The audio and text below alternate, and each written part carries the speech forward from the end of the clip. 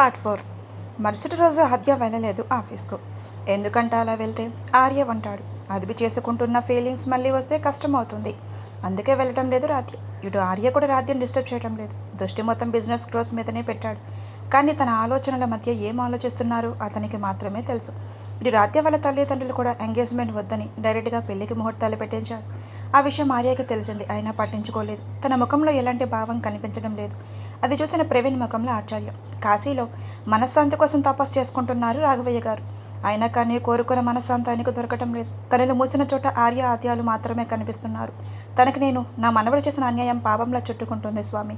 కన్నీటితో వెళ్ళింది ఆ ఆడబిడ్డ ఎక్కడుందో చూపించు స్వామి అని కనిపిస్తున్న కాశీనాథుడికి మొరపెట్టుకున్నాడు. వాట్, ఏం మాట్లాడుతున్నా ప్రవీణ్? ఆద్య రాధ్య ఒక్కరే ఎందుకు అవుతారు అని కోపంగా అడిగింది స్నేహ. అవును స్నేహ, ఇదే నిజం. స్వయంగా రాధ్య నోటి నుండే ఆర్య చెప్పించాడు. స్నేహ అని కాలర్ని విడిపించుకొని అన్నాడు. వారి ఇద్దరి మధ్య మొత్తం జరిగింది చెప్పాడు. దాంతో కిందను కూలబడింది స్నేహ. ఆ వెంటనే తేరుకుని బ్యాగ్ తీసి రాధ్య వాళ్ళ ఇంటి వైపు పరుగులు పెట్టింది. క్యాబ్లో ఆగిన వెంటనే చేతికి డబ్బులిచ్చి పరుగున రాధ్య ఇంటి ముందుకు వెళ్ళింది. కానీ ఇల్లు మొత్తం తోరణాలతో ఉంటే అనుమానంతో కళ్ళు పెద్దవి చేసి వెళ్ళింది లోపలికి. వచ్చిన పని మనిషిని చూసి చుట్టాలకి కాఫీ ఇస్తున్న కృష్ణవేణి గారు ఎవరమ్మా అని అడిగితే, నేను రాధ్య కోలీగ్ అంటి, ఒకసారి తను చూడవచ్చా అని అంటే, అయ్యో దానిదేందమ్మా, వెళ్ళు లోపల ఉంది. అయినా నేనే మా రాధ్యకు చెప్పాను, నీ ఫ్రెండ్స్ ఎవరైనా ఉంటే పిలు అని, వెళ్ళు లోపలి ఉంది అని అంటే చుట్టూ ఉన్న వాళ్ళందరినీ చూసి వెళ్ళింది రాధ్య రూమ్కి. బొగ్గున చుక్కతో రెడ్ కలర్ సారీలో మంచానికి ఆనుకుని ఉంది రాధ్య. ఏడుపు నిండిన కళ్ళతో ఆద్య అని పిలిచింది స్నేహ. ఎవరా అని చూసిన తనకు ఎదురుగా నిలబడిన స్నేహ వైపు చూసింది. ఆద్య అంటూ తను కౌగులించుకొని ఏడుస్తుంది. ఆద్య, ఏమైపోయావే? మేము లేవనుకున్నావా? చిన్నప్పటి నుండి నువ్వు నేను కలిసి చదువుకున్నాం కదా, నాతో చెప్పాలి అని అనిపించడం లేదా?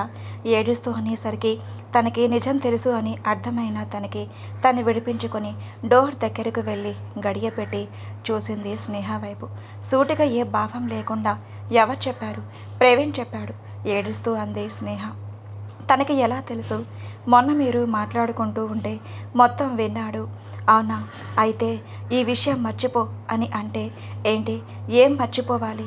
నీకోసం అక్కడ పెద్ద కుటుంబమే ఉంది, అలా ఎలా వదిలేస్తావు వాళ్ళని అని అరుస్తూ అంటుంటే, ఇక చాలు ఆపు స్నేహ. ఇంకోసారి నీ నోటి నుండి మాట వస్తే ఏం చేస్తానో నాకే తెలియదు. ఏం తెలియదే? ఏం తెలియదు. నువ్వు రాధ్యలో వచ్చి మాతో మాట్లాడిన ప్రతిసారి మేమేమనుకోవాళ్ళం తెలుసా? నువ్వు రాధ్య కాదు ఆద్యాని అని అంది స్నేహ. ఏం మాట్లాడుతున్నావు ఆద్య? అయినా నీకు పెళ్ళేంటి?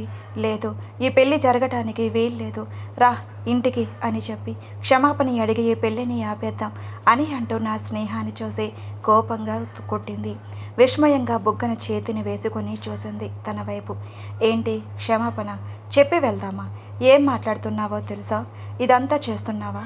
నువ్వు మర్చిపోయావా? నేను ఆద్య కాదు రాధ్య, కృష్ణవేణి మనోహర్ గారి ఏకైక సంతానం నేను అని సూటిగా చెప్పింది.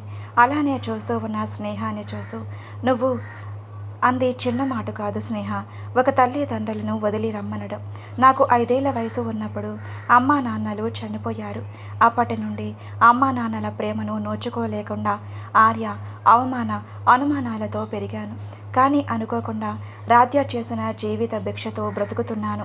నాకు ఎప్పుడూ వాళ్ళని మోసం చేసినట్లు లేదు. ఎందుకో తెలుసా? నేను కోల్పోయిన అమ్మా నాన్నలు తిరిగి వచ్చారని ఆనందపడుతున్నాను. ఇప్పుడు నువ్వు వచ్చి చచ్చిన ఆద్యాన్ని రమ్మంటున్నా. అలా చూసుకుంటే నాది స్వార్థమవుతుంది అని సూటిగా కళ్ళల్లోకి చూసి చెప్పింది. ఆశ్చర్యపోవడం స్నేహ వంతు అయ్యింది. ఇప్పుడు చెప్పు స్నేహ, కూతురే ప్రపంచంగా బ్రతుకుతున్న ఆ తల్లిదండ్రులను వదిలి వెళ్ళాలా అని అడిగిన స్నేహాన్ని చూసి అంది. ఏం మాట్లాడలేక తనని కౌగిలించుకుంది. మరి నీ ప్రేమ అని అంది స్నేహ. ప్రేమ విరక్తితో కూడిన నవ్వుతో అంది. నా ప్రేమ స్వార్థంతో కూడినది స్నేహ. అందుకే నా ప్రేమ సముద్రం అనే పడవలో మధ్యన మునిగిపోయింది. ఇందులో ఆర్యాది తప్పులేదు. అందని చందమామ కోసం నేనే ఆశపడ్డాను. అయినా అది ఆద్య జీవితంలోనే ఆర్యానే అధ్యాయంగా ముగిసిపోయింది. ఇప్పుడు కేవలం రాధ్య మాత్రమే ఉంది. ఆ రాధ్య ప్రపంచం ఒకటే, అల్లరి అమ్మా నాన్న అంతే. ఇదే తన ప్రపంచం అని కళ్ళల్లో నీళ్లతో అంది. సాయంత్రం 6 గంటల ఆఫీస్ నుండి బయటకు వచ్చి నేరుగా కార్ని డ్రైవ్ చేస్తూ రాధ్య ఇంటి ముందు కార్ ఆపి నేరుగా రాధ్య ఇంటికి వెళ్ళిపోయాడు. అప్పుడే స్నేహతో కలిసి హాల్లోకి వచ్చిన రాధ్య ఆర్యని చూసి షాక్ అయ్యింది. అప్పుడే కృష్ణవేణి గారు, బాబు మీరా, రండి కూర్చోండి అంటూ ఆర్యాని కూర్చోబెట్టారు. ఏం తీసుకుంటారు బాబు అని అడిగిన కృష్ణవేణి గారిని చూసి కాఫీ అని చాలా సింపుల్గా చూసి అన్నాడు. ఆ వెంటనే తీసుకురావడానికి వెళ్ళింది. వాళ్ళ ఎదురుగానే రాధ్య స్నేహ కూర్చోవటంతో టెన్షన్ పడింది రాధ్య. అంతలో కృష్ణవేణి గారు బాబు కాఫీ అని అంటే చిన్న చిరునవ్వుతో తీసుకున్నాడు ఆర్య. దాంతో కృష్ణవేణి గారు చాలా సంతోషం బాబు, నువ్వేనా వచ్చావు, అమ్మా నాన్నలు రాలేదా అని చనువుగా అడిగిన తీరును చూసి షాక్ అయ్యింది రాధ్య. వణుకుతున్న గొంతులో మా అని పిలిచింది. ఏంటి రాధి అని కృష్ణవేణి గారు అన్నారు.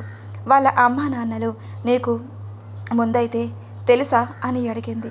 అయ్యో ఏంటి రాధ్య, ఆ రోజు పెళ్లి చూపులకి వచ్చిన వాళ్ళు అల్లుడు గారి అమ్మా నాన్నలు కదా అని అంది. వాట్ అని పెద్దగా అరిచి నిలబడింది రాధ్య. స్నేహ కూడా కొంత ఆశ్చర్యంలో చూసింది. కన్యంగా నవ్వాడు ఆర్య. అదేంటి మా, ఆ రోజు పెళ్లి కొడుకు అమెరికా జాబ్ ఏదో అన్నావుగా.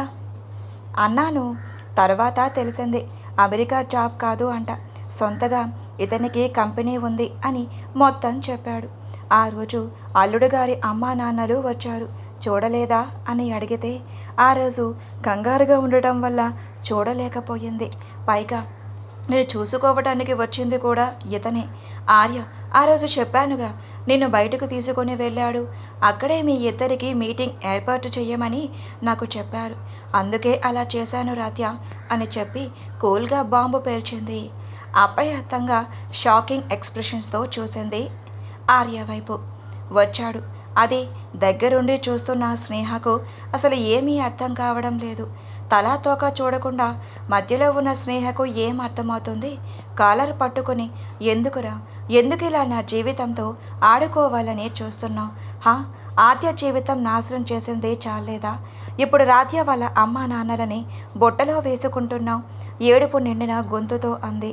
తన కాలర్ విడిపించుకొని ఆ చేతిని ముద్దు పెట్టుకుంటూ, నా ఆద్య నాకు మాత్రమే సొంతమే, ఇంకొకరికి దగ్గర అవ్వడానికి నేను అంత వెర్రోణ్ణి కాదు. నేను తప్పు చేశాను, ఒప్పుకుంటాను. నీ ప్రేమని ఎగతాళి చేశాను, దానికి శిక్షని అనుభవించాను. ఇక చాలు, నీతో నా జీవితం బాగుంటుంది. నాకన్నా నువ్వే బాగా ఆలోచిస్తావు, నాకన్నా నీకే తెలివి ఉంటుంది, నాకన్నా నువ్వే కంపెనీని బాగా దారిలో పెడతావు, అన్నిటికన్నా నన్ను ప్రేమగా చూసుకుంటావు. ఎవరు చేస్తారే నీకన్నా? నన్నుగా అర్థం చేసుకున్నదే నువ్వే. నేను పోగొట్టుకున్నాక తెలిసింది నేను ఏం మిస్ అయ్యానో అని తన వైపు చూసి వణుకుతున్న గొంతుతో, చనిపోయిన మన బిడ్డ మీద ఒట్టేసి చెబుతున్నానే అని అనగానే కళ్ళు పెద్దవి చేసి చూసింది. తనకు ఎలా తెలుసా అని. ఏంటి నాకు ఎలా తెలుసని అని ముందుగానే తెచ్చిన డైరీ జాకెట్ల లోపల నుండి తీసి తన చేతిలో పెట్టాడు. అది చూడగానే కళ్ళు దారాగంగా కారిపోయింది. తన కడుపున చేతిని పట్టుకుని ఏడుస్తూ కింద కూర్చుండిపోయింది. అప్పుడే పెళ్లి కొడుకు తరపున అంటే ఆర్య తరపున తల్లి తండ్రైన శ్రీలక్ష్మి మహావీర్ గారు వస్తారు. వాళ్ళ రాకను చూసిన కృష్ణవేణి గారు మురిసిపోతూ, రండి వదిన గారు రండి అని నవ్వుతూ వాళ్ళని రిసీవ్ చేసుకుంటే, అక్కడ ఉన్న సోఫాలో కూర్చోబెట్టి పిల్లలు మాట్లాడుకుంటున్నారు వదిన గారు, ఉండండి పిలుస్తాను అంటే, అయ్యో పర్వాలేదు వదిన, వాళ్ళని మాట్లాడుకోనివ్వండి అని చెప్పి సరికి కాఫీ తీసుకురావడానికి వెళ్ళింది.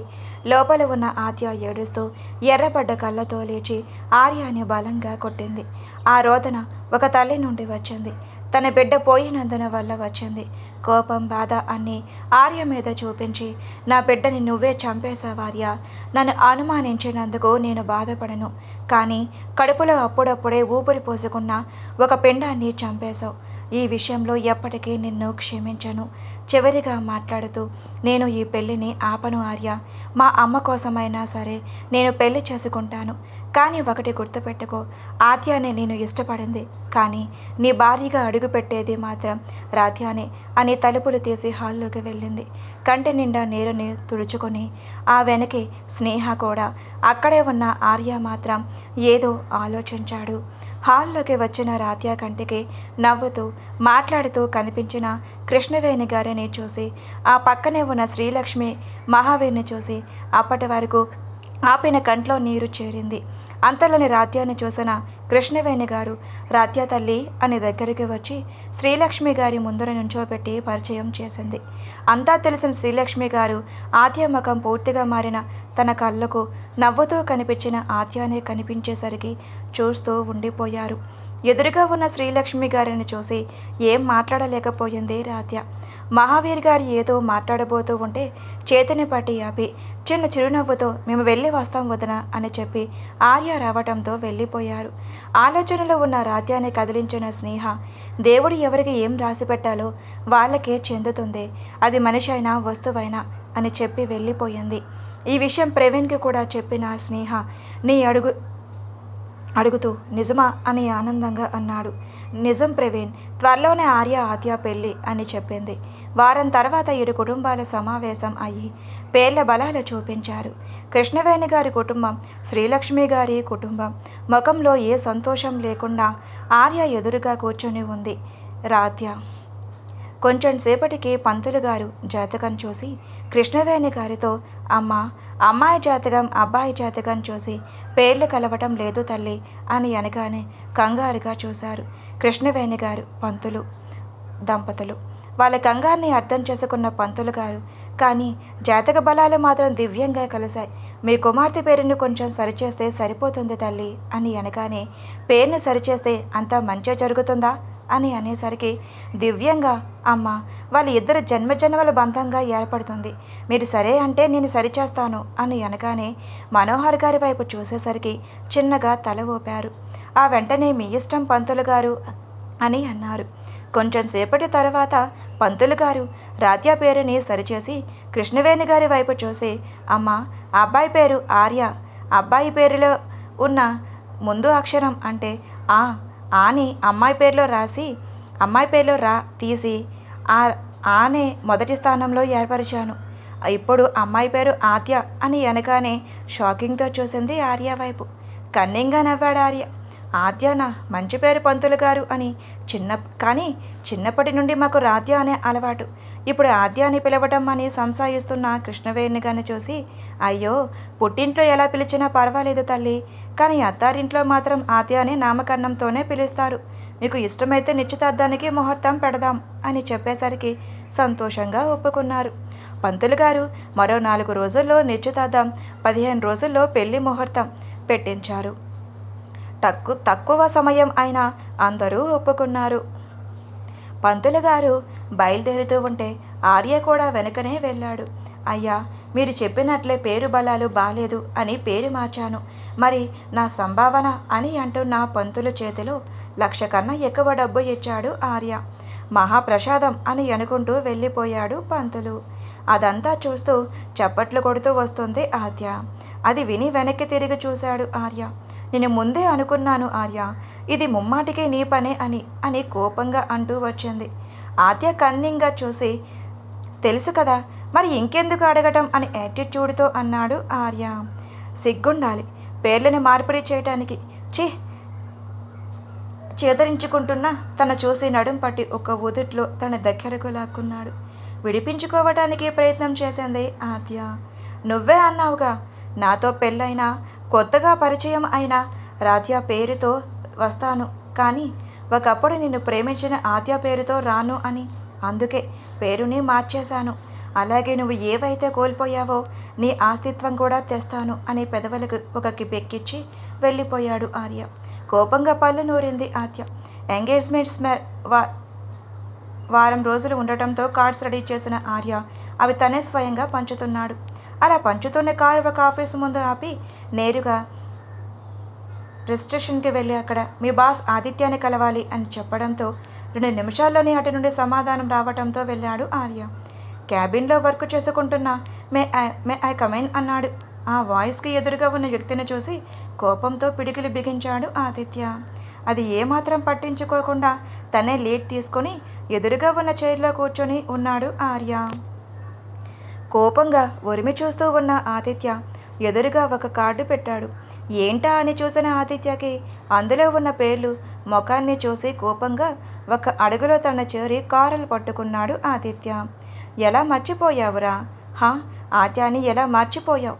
ఇంకొకరితో పెళ్లికి ఒప్పుకున్నావు, నిన్ను చంపేస్తాను అని తన డస్క్లో ఉన్న రివాల్వర్ తీసి తన నుదుటి మీద ఎయిమ్ చేసి ఉంచాడు ఆదిత్య.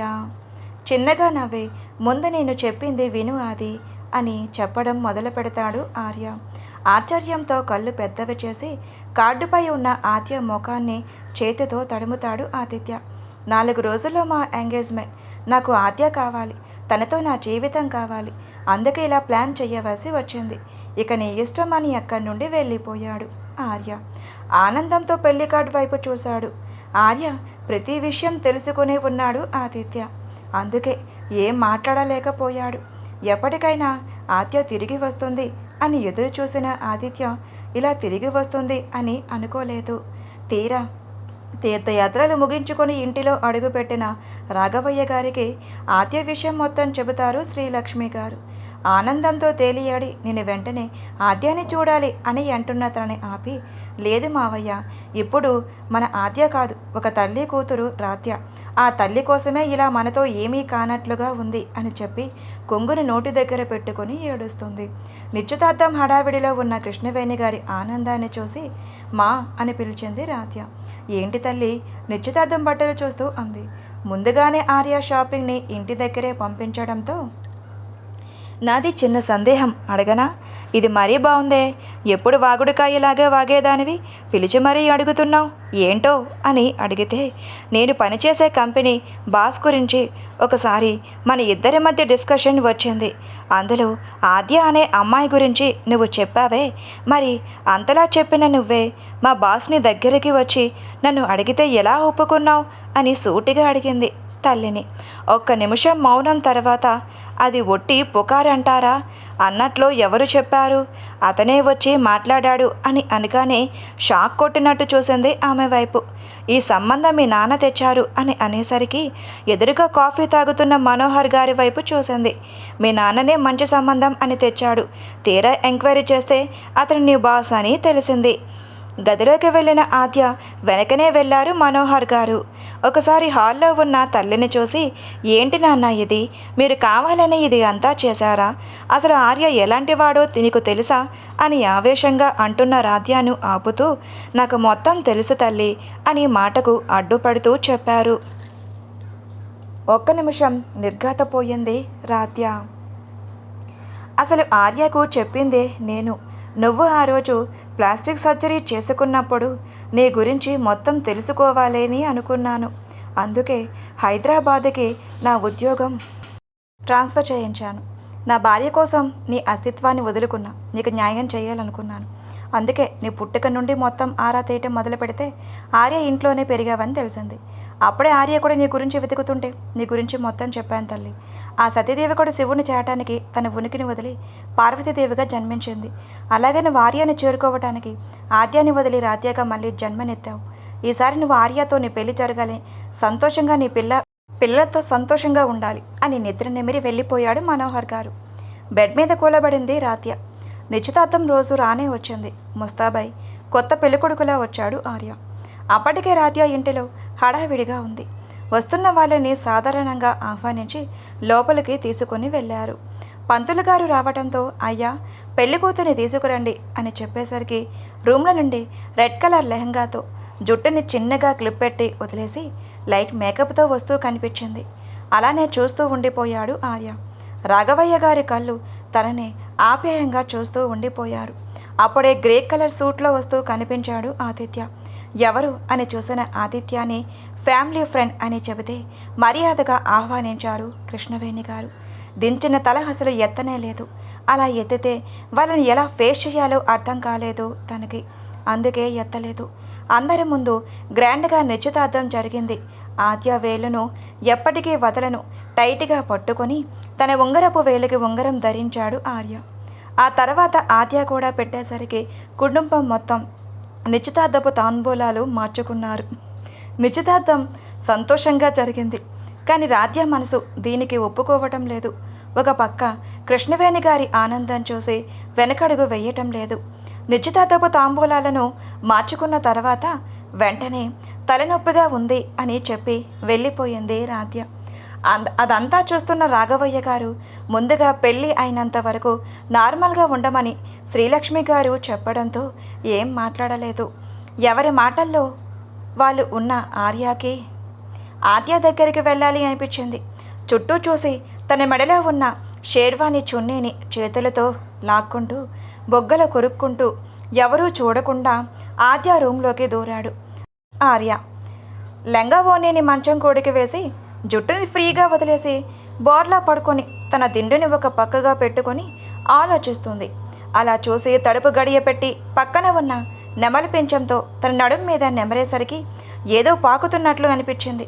గబుక్కున లేచి అలా చూసేసరికి ఆర్య గుండెకు తన తల దగ్గరగా వచ్చింది. ఒక క్షణం ఇద్దరి మధ్య మౌనం. ఆద్య లేవలేదు, ఆర్య కదపనూ లేదు. ఫలితంగా ఆర్య తన చేతుల్లో ఆద్యాని తన గుండెలకు హత్తుకున్నాడు. కొన్ని క్షణాలు వాళ్ళ ఇద్దరు ఆహ్వానించి తేరుకున్న ఆద్య వెంటనే తన్ని తోసి నుంచుంది. అప్పటికే తన చున్నీ లేదని గ్రహించలేక అలా తోసేసరికి విష్ణుమూర్తి పోజులో పడుకొని ఏ అచ్చదనం లేని తన నడుమును చూసి తన గుండెల మీద వేలితో రబ్ చేసుకున్నాడు. అదంతా గమనించిన రాధ్య అటువైపు తిరిగి, నా రూమ్కి ఎందుకు వచ్చావు? మళ్ళీ నన్ను ఏ విధంగా బాధ పెట్టాలో, ఇంకా ఏమైనా మాటలనడానికి మిగిలిపోయి ఉంటే అని కోపంగా ఉంది. తన నడుం నుండి చూపుని తిప్పి తన బ్యాక్ వైపు చూశాడు. మళ్ళీ ఆద్యానే మాట్లాడుతూ, ఒకప్పుడు నువ్వంటే ఎంత ఇష్టమో తెలుసారా? నీ కోసం పడిచచ్చేదాన్ని. నీ గాలి తాకితే చాలు అనుకునేదాన్ని.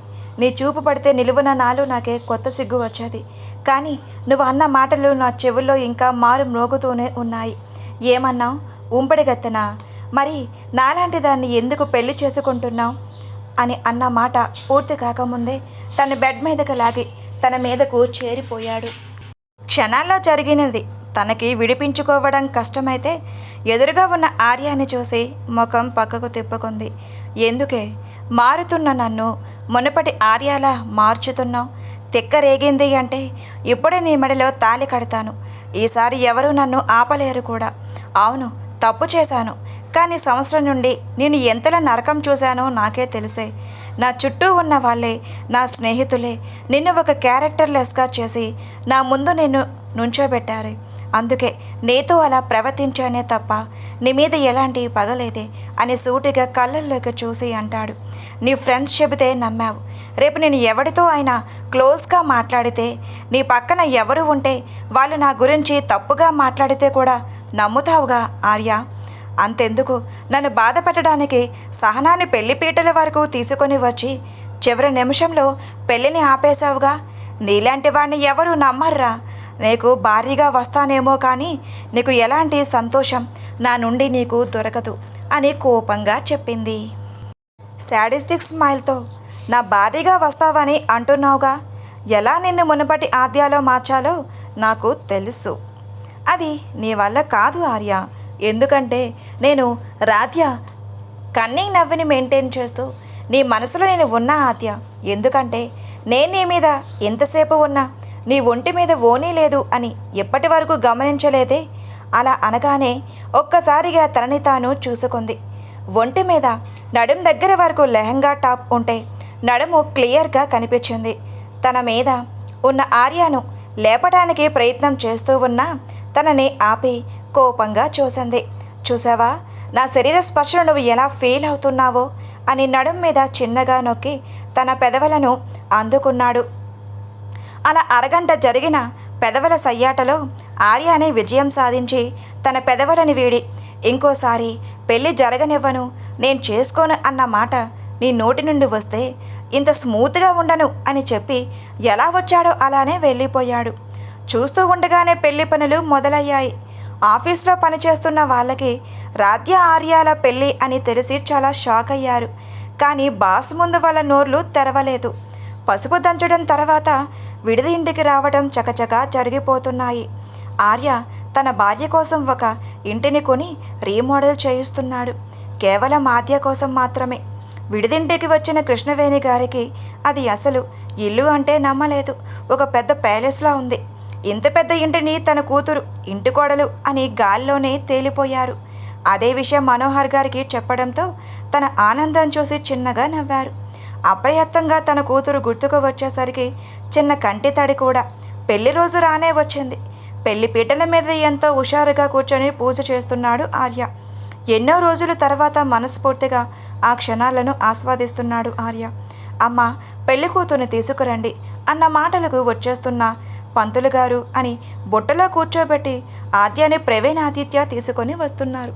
అది ఊహించిన కృష్ణవేణి గారు చాలా సంతోషంగా అనిపించింది. తలంబ్రాలు జీలకర్ర పెట్టించి ఆర్య చేత తాళి కట్టిస్తున్న సమయంలో ఆర్య ఎడమ కన్ను బాగా అదిరింది. ఎలా అదిరితే చెడు జరుగుతుంది అన్న సంగతి తెలుసు. చాలాసార్లు ఆ అనుభవం ఎదురయ్యింది. అలా ఎందుకు అదురుతుందో ఆ క్షణం తెలియలేదు. అది కూడా ఆర్య మెడలో తాళి కడుతున్న సమయంలో. అదే విషయం ఆర్య వాళ్ళ తాతయ్యను రాఘవయ్య గారి దగ్గర చెవిలో ఊదాడు. సీరియస్గా చూసి తన కండువా సర్దుతున్నట్లు సర్ది, అలా అదరటంలో తప్పేం లేదు మనవడా. ఎప్పటి వరకు చాలా కుప్పిగంతులు వేశావు. ఇక నుండి అలా కాదు. ఇప్పుడే అసలు ఆట మొదలయ్యింది మనవరాలి చేతులలో. అందుకే నీకు ఎడమ కన్ను సిగ్నల్ ఇస్తుంది అని చెప్పేసరికి వాళ్ళ తాత వైపు చూసి పక్కన కూర్చున్న ఆద్య వైపు చూశాడు. చాలా సీరియస్గా ఒక చూపు చూసింది ఆద్య. అంటే నా సంతోషానికి ఎండకార్డు పడిందా అని అనుకోగానే తన చుట్టూ పెళ్లి శబ్దాల మోతలు మారుమ్రోగాయి. ఆలోచనలో ఉండగానే ఆర్య పెళ్లి తంతు ముగించి ఇంటికి చేరుకున్నారు. రూమ్లోకి వెళ్ళి ఫ్రెష్ అవ్వాలనిపించి, మా నేను స్నానం చేయాలి, చిరాగ్గా ఉంది అంటే, ఊరుకోవే, చుట్టాలున్నారు, పైగా తాళి కట్టిన భర్త కూడా ఉన్నాడు. ఓ అదా నీ ప్రాబ్లం ఆర్య అని గంభీరంగా పిలిస్తే, ఏంటి అని అప్రయత్నంగా మర్యాదగా అన్నాడు తెలియకుండానే. నేను ఫ్రెష్ అవ్వాలి, నీ రూమ్ ఎక్కడా అని అడిగితే పైన అని చూపించి వెళ్ళమంటాడు. నోరు తెరుచుకొని చూశారు అక్కడ జనాలు. కృష్ణవేణి గారు అయితే షాక్లో ఉండిపోయింది. అది కసిగా చూశాడు ఆర్యాని. నీకు ఇక నుండి ఉంది అన్నట్లు. ఇక ఆర్యకి చొక్కలే అనుకుంటా ఆద్య పాప చేతిలో. పెళ్ళం హక్కు చూపిస్తే ఎలా ఉంటుందో. పాపం మన ఆర్యబాబుకు ఏడుపు ముఖం పెట్టుకున్నాడు. అలా దురుసుగా వెళ్ళిన కూతుర్ని చూసి పక్కన మనోహర్ గారి భుజాన్ని తెగ గోకారు కృష్ణవేణి గారు. అబ్బాయి ఏంటే గోకడం, ఎవరైనా చూసారంటే తప్పుగా అనుకుంటారు అనేసరికి గోకడం ఆపి, అదేంటండి అబ్బాయిని అలా బెదిరించినట్లుగా అడిగింది, పైగా పరిచయం ఉన్నట్లు పేరు పెట్టి మరీ పిలిచింది అనేసరికి, ఇదిగో కృష్ణ, ఇప్పుడు వాళ్ళ ఇద్దరు మొగుడు పెళ్ళాలు, వాళ్ళు చూసుకుంటారులే అని సర్ది చెప్పారు. అప్పుడే వదిన అన్న పిలుపుకి శ్రీలక్ష్మి గారి వైపు చూశారు కృష్ణవేణి గారు. అమ్మాయి తాలూకా కార్యక్రమాలు అయ్యేసరికి మీకు ఇక్కడే ఏర్పాటు చేశాను, బాగా పొద్దుపోయింది, రండి, మీకు గది చూపిస్తాను అని చెప్పేసరికి అలాగే అని వెళ్ళారు. ఆర్య దొరికిందే ఛాన్స్ అనుకొని ఆద్యకు ఇచ్చిన రూమ్లోకి దూరాడు. అప్పుడే ఫ్రెష్ అయి వచ్చినందున వల్ల అద్దంలో నుండి చూసుకుని జుట్టుని దులుపుకుంది. రూమ్లోకి వచ్చిన ఆర్య ఆ సీన్ చూసి స్టన్ అయ్యాడు. నీలిరంగు చీరలో డిజైనింగ్ బ్లౌజ్తో ఉన్న తనను చూసి దగ్గరకు వెళ్ళి అమాంతం తన వెనుక నుండి హక్ చేసుకున్నాడు. ఆర్యని చూసిన ఆద్య కోపంతో విడిపించుకొని లాగి చెంపదెబ్బ కొట్టింది. బెక్కుముఖం వేసుకొని కొట్టిన చెంపని తడుముకొని, ఎందుకే కొట్టావు అని అడిగితే, ఈసారి ముట్టుకుంటే కొట్టడం కాదు, నరికి పోగులు పెడతా అని వేలు చూపించి అంది ఆద్య. ఒక్కసారిగా తనలో యాంగిల్ని చూసేసరికి బెక్కుముఖంతో చూశాడు ఆర్య. నువ్వు ముట్టుకుంటే ఫెయిల్ అవ్వడానికి ఒకప్పటి ఆద్య కాదు, మారాయి, అన్నీ మారాయి. ఆద్యతో సహా ఇప్పటి నుండి నేను చెప్పేది నువ్వు వినాలి. 6 months వరకు నా ఒంటి మీద చేతిని వేశావంటే నీ చెయ్యిని తీసేస్తాను. నా పర్మిషన్ లేకుండా నన్ను ముద్దు పెట్టుకున్న ఆ మూతని అట్లకాడితో కాలుస్తాను. నువ్వు నన్ను ఎంతలా టార్చర్ పెట్టాలో అంతకు రేట్లు నేను నీకు చూపిస్తా అని కోపంగా చెప్పేసరికి గుడ్లు తేలేశాడు ఆర్య. నేను చెప్పాల్సిందే చెప్పాను, ఇక నువ్వు వెళ్తే తలుపు వేసి పడుకుంటాను అని ముఖం మీదే చెప్పేసరికి వెర్రి ముఖంతో బయటికి వెళ్ళాడు. బయటికి వచ్చిన ఆర్యని చూసి డోర్ దగ్గర ఉన్న ఆదిత్యాన్ని చూశాడు. కన్నింగ్ నవ్వుతో, ఏంటి బాబుగారు, మా చెల్లెలు బయటకు తరిమేసిందా అని అనగానే ఆదిత్య వైపు చూశాడు ఉక్రోషంతో. ఏంటి, కోపం వస్తుందా బాబుగారు? వస్తుందిలే, ఆ మాత్రం. అసలు ఈ పెళ్లి చేసుకుందే నీకు అంతకంత టార్చర్ చూపించడానికి ఆర్య బావగారు అని కన్నింగ్ నవ్వుతో కాలర్ సర్ది, ఇక నుండి నీకు ఉంటుంది సుమి, పెళ్ళం చేతిలో అప్పుడప్పుడు తండ్రి, ఆవకాయ తండ్రి, గంగాలవ చెవు పట్టుకో అని డ్యాన్స్ వేసుకుంటూ బావా బావా పన్నీరు బావని పట్టుకు తన్నారు అని పాడుకుంటూ గదిలోకి వెళ్ళాడు. ఏడుపు ముఖం పెట్టుకుని వామ్మో ఆర్య, నీ మీద ప్రతిపక్షాలు బాగానే కుట్ర చేస్తున్నాయిరా, లాభం లేదు, వీళ్ళకి గట్టి ట్రీట్మెంట్ ఇవ్వాల్సిందే ఆర్య అని కొట్టిన చోట రుద్దుకుంటూ దెయ్యం అని కోపంగా తిట్టుకొని తన రూమ్లోకి వెళ్ళాడు. ఉదయం సత్యనారాయణ వ్రతం కావటంతో నగలతో తన రూమ్కి వచ్చారు శ్రీలక్ష్మి గారు. ఎవరు అని చూసిన ఆత్యకు ఎదురుగా శ్రీలక్ష్మి గారు కనిపించారు. అసలు ఇప్పటి వరకు తనతోనే మాట్లాడలేదు ఆత్య. ఒక్క తనతోనే కాదు, రఘువీర్ గారితో, రాఘవయ్య గారితో కూడా మాట్లాడలేదు. వస్తున్న కన్నీరుని తుడిచి తల దించుకుంటుంది. తననే చూస్తున్న శ్రీలక్ష్మి గారితో మాట్లాడే ధైర్యం చేయలేక కళ్ళను దించుకుంది ఆద్య. డోర్ వేసి ఆద్య ముందుకు వచ్చింది శ్రీలక్ష్మి గారు. ఇద్దరి మధ్య మౌనం రాజ్యమేలింది. ఎంతసేపు కదలకపోయేసరికి తల ఎత్తి ఎదురుగా చూస్తున్న తనని లాగిపెట్టి కొట్టారు. అంతటితో ఆగకుండా 2 చెంపలు 2 సార్లు కొట్టారు. ఏడుస్తూ తన వైపు చూసేసరికి ఇంకోసారి కొడదామని చేతిని పైకి ఎత్తారు. బెదిరిపోయిన ఆద్య కన్నీటి పొరలతో చూసింది ఆమె వైపు. ఎత్తిన చేతిని దించి తన వైపు చూసి, వాడు ఒక పిచ్చోడు, పొగరపోతూ, వాడి మధ్యలో తరిమేస్తే మేమేం చేశాం ఆద్య? మాతో ఒక్క మాట కూడా చెప్పకుండా అలా ఎలా వెళ్ళిపోయావు అని అప్పటి వరకు అదుముకున్న కోపం గొంతులోకి వచ్చేటట్లు అరిచింది. అది కాదండి అని అనబోతున్న ఆద్య వైపు కోపంగా చూస్తే అది అర్థమైనట్లు అత్తయ్య అత్తయ్య అని పిలిచింది. కోపంతో పక్కకు చూశారు ఆవిడ. మోకాళ్ళ మీద వాలి కూర్చున్న ఆవిడ వడిలో తలపెట్టి, నేను కావాలని చెయ్యలేదు అత్తయ్య. ఆర్య నన్ను గెంటేసిన తర్వాత ఆది ఇంటికి వెళ్ళాను. మరుసటి రోజు మీతో వచ్చి మాట్లాడదామని అనుకున్నాను. బట్ నేను ఆది ఇంట్లో ఉండటం కరెక్ట్ కాదు అని అర్ధరాత్రి వచ్చేస్తుంటే ఏం జరిగిందో మొత్తం చెప్పింది. అలా చెప్పిన తనను చూసి, నువ్వు వెళ్ళవని కాదే నా బాధ, నీ ముఖం మార్పిడి గురించి కూడా కాదు, ఇంత జరిగిన నీ గురించి చెప్పలేదనే నా బాధ అని ఏడుస్తూ తన ఒడిలో పడుకున్న ఆద్య ముఖం మీద చేతులు వేసి నిమిరింది. నీకు అత్తగానే కాదే, అమ్మగా కూడా నేను ఉన్నాను. ఈ ఇల్లు నీది, వెళ్ళమడానికి కూడా వాడికి హక్కు లేదు ఆద్య అని తల మీద చిన్నగా ముద్దు పెట్టింది. ఆర్య కూడా రెడీ అయి పంచెలో పూజ దగ్గర కూర్చున్నాడు. అప్పుడే పట్టీల చప్పుడుకి తల ఎత్తి ఆర్య ఎదురుగా మెట్ల మీద నుండి నవ్వుతూ శ్రీలక్ష్మి గారితో మాట్లాడుతూ వస్తుంది. అప్పుడే చూసిన ఆర్య కళ్ళు ఆద్య మీద పడింది. ఈసారి బాబు కళ్ళు కామంతోనే ఆద్య మీద పడింది. గ్రీన్ కలర్ చీరలో దానికి మ్యాచింగ్ ఉన్నట్లు జ్యువెలరీ, పొడవాటి జడ, కొత్తగా చెరిన కనకంబరాలు ఇంకా అందాన్ని తెచ్చిపెట్టాయి. అలా పక్కన కూర్చోగానే తన వైపు రెప్ప కొట్టకుండా చూస్తున్న ఆర్యని షార్ప్గా చూసి, ఏంటి సైట్ కొడుతున్నావా అని మెల్లగా అంది. తెలుసుగా, ఇంకా ఎందుకే అడుగుతున్నావు? పూజ చేస్తూనే నాకు ఒక చిన్న సందేహం, కొత్తగా వచ్చిన ముఖాన్ని చూస్తున్నావా లేక పాతగా ఉన్న ముఖం పోయింది అని సంతోషపడుతున్నావా అని అడిగిన తన వైపు ఎర్రబడ్డ కళ్ళతో చూశాడు. కన్నింగా నవ్వి పూజ మీద శ్రద్ధ పెట్టింది. ఉక్రోషంతో తన్ని డెప్పుతున్న ఆద్యాన్ని చూసి తన కాలితో బొటన వేలితో రఫ్ చేశాడు. ఉలిక్కిపడి చూసింది ఆర్య వైపు. మళ్ళీ అదే చేసేసరికి తమాయించుకొని ఆద్య పూజను ముగించింది. ఎంత చేసినా స్టడీగా ఉన్న ఆద్యాన్ని చూసిన ఆర్య ఆశ్చర్యంతో కళ్ళు పెద్దవి చేసి చూశాడు. తలంబ్రాలు ఇచ్చి తాంబూలాలు ఇచ్చి పెద్దవాళ్ళ దగ్గర ఆశీర్వాదం తీసుకున్నారు. ఆ రోజు రాత్రి శోభనం అని తెలిసిన ఆర్యకు సంతోషం పొంగుకొచ్చేసింది. ఆద్య వాళ్ళ అమ్మగారు అయిన కృష్ణవేణి గారు గోరుముద్దలు తిని పడుకోవడానికి వెళ్ళింది. తెల్ల బట్టలతో మెరిసిపోతూ రాజులా ఉన్న ఆర్య తెల్ల చీరలో ఉన్న ఆద్యతో కలిసి పూజ చేయించి ఆర్యాని గదిలోకి పంపించారు. కృష్ణవేణి గారు కూతురికి చెప్పవలసిన జాగ్రత్తలు చెప్పి మరి ఈ క్షణం కోసమే ఎదురు చూస్తున్న ఆర్య కోసమని సెంటు కొట్టి మరీ ఉన్నాడు. అప్పుడే గదిలో అడుగుపెట్టింది. ఆద్యను చూసి తన అమాంతం స్కాన్ చేశాడు. దేవకన్యల కూడా తన అందం ముందు దిగదుడిపై అన్నట్టు చూస్తూ ఉండిపోయాడు.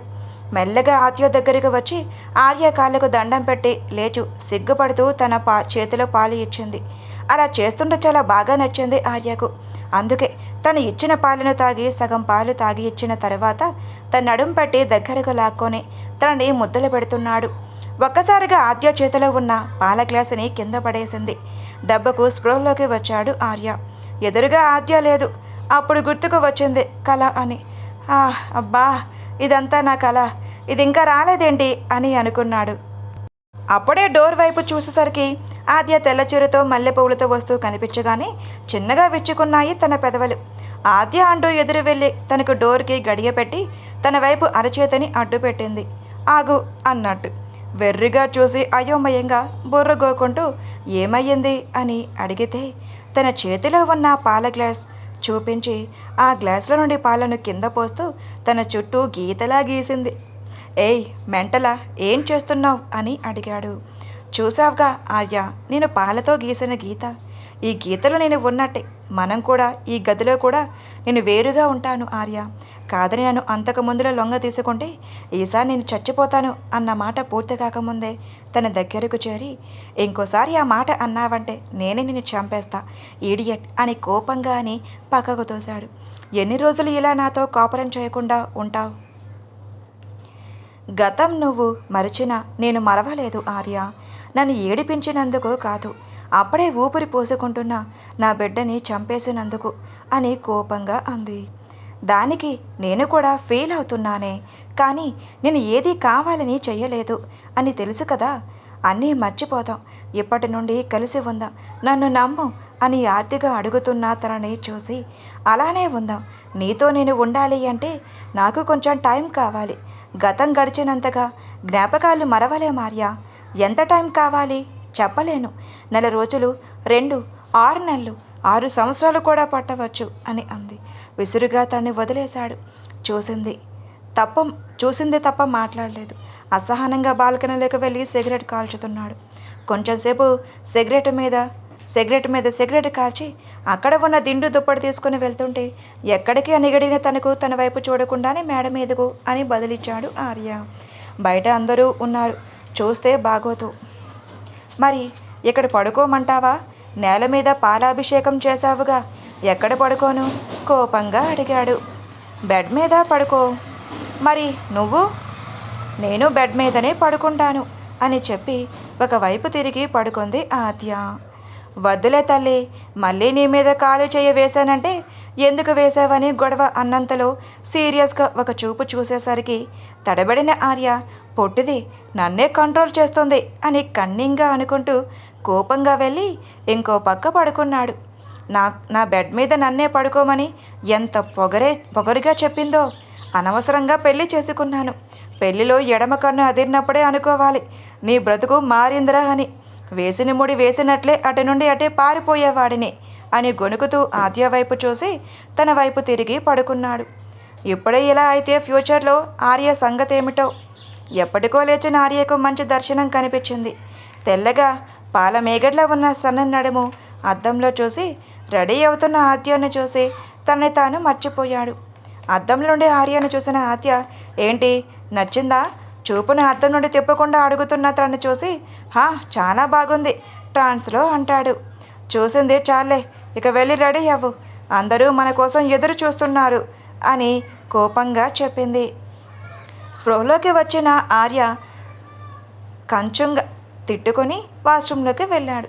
అలా వెళ్ళి మళ్ళీ వచ్చి రెప్పపాటు కాలంతో తన అమాంతం వెనక నుండి హక్ చేసుకొని తన నడుమని గట్టిగా గిచ్చుకొని వెళ్ళాడు. ఆ పరిణామం ఊహించలేదు కాబట్టి బిత్తరిపోయింది ఆద్య. చిన్నగా సాగాయి ఆద్య పెదవులు.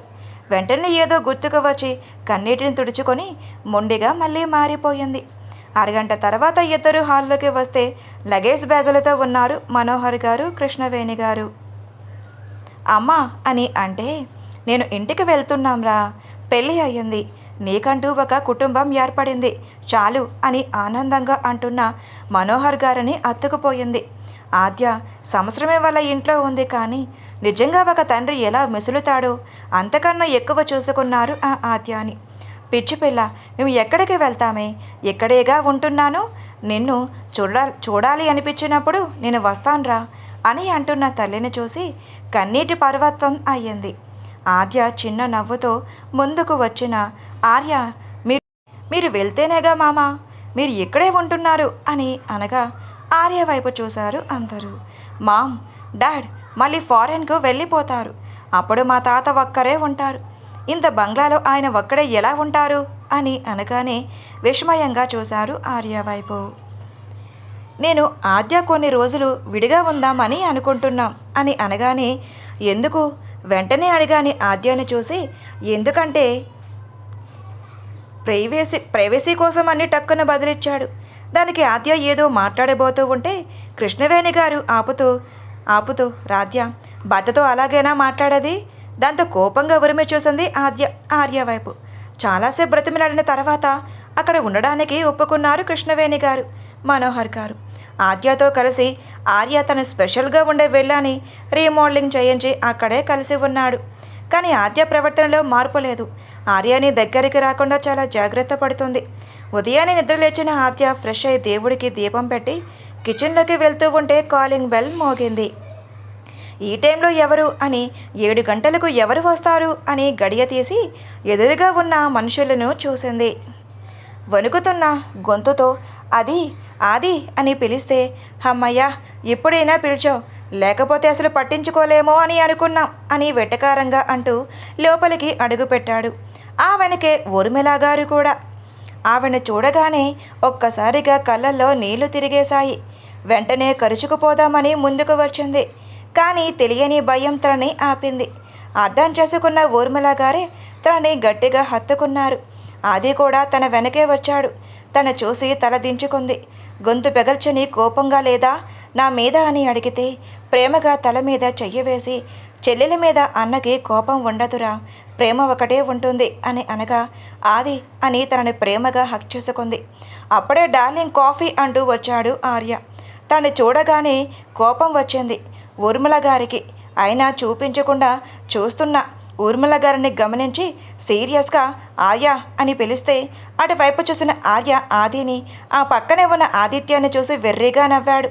పైకి వెళ్తుండగా కోపంగా ఆర్య అని పిలిచి కాఫీ తీసుకురా ముగ్గురికి అని ఆర్డర్ వేసింది ఆద్య పాప. మరి మామూలుగా ఉండదు ఆద్యతో. ఏంటి నేనా అని షాకింగ్తో అడిగితే, హా నువ్వే, వెళ్ళి తీసుకునిరా అని గదిమిన ఆద్యాని చూసి కోపంగా పళ్ళు నూరుతూ వెళ్ళాడు కిచెన్లోకి. వెళ్తున్న తన్ను చూసి మెయిడ్స్కి ఈరోజు సెలవు కాబట్టి వాళ్ళ కోసం ఎదురు చూడకుండా వెళ్ళి తీసుకునిరా అని కోపంగా అంది. ఇప్పుడు తన టైం బాగాలేదని అర్థమైన ఆర్య ఆద్యాని తిట్టుకోవడం తప్ప ఏం చేయలేక కాఫీ పెట్టడంలో బిజీ అయ్యాడు. తిట్టుకుంటూ మరి. ఊర్మిళ గారు మాట్లాడుతూ, ఎలా ఉన్నావమ్మా, అంతా బాగానే ఉందా, ఆర్య నీతో బాగానే ఉంటున్నాడా అని తన సందేహాన్ని వ్యక్తం చేసింది. చిన్నగా నవ్వి, చాలా బాగా ఉంటున్నాడమ్మా, అప్పటిలా కాదు, చాలా మారిపోయాడు. ఒకప్పుడు ఆర్య అయితే తన మాటనే శాసనంగా ఉండేది, కానీ ఇప్పుడు ఇలా కాదు అని మాట్లాడుతూ ఉంటే, మరి పెళ్లి బంధం అలాంటిది ఆద్య తల్లి అని అనుకుంటూ వచ్చారు రాఘవయ్య గారు. తను చూసి తాతయ్య గారు మీరు అని లేచి నిలబడుతున్న ఆద్యాన్ని చూసి అప్పుడే వచ్చిన రాఘవయ్య గారు కూర్చో తల్లి అని ఆప్యాయంగా అన్నారు. బావున్నారా అని ఊర్మిళ గారు కూడా పలకరిస్తే బావున్నా తల్లి అని.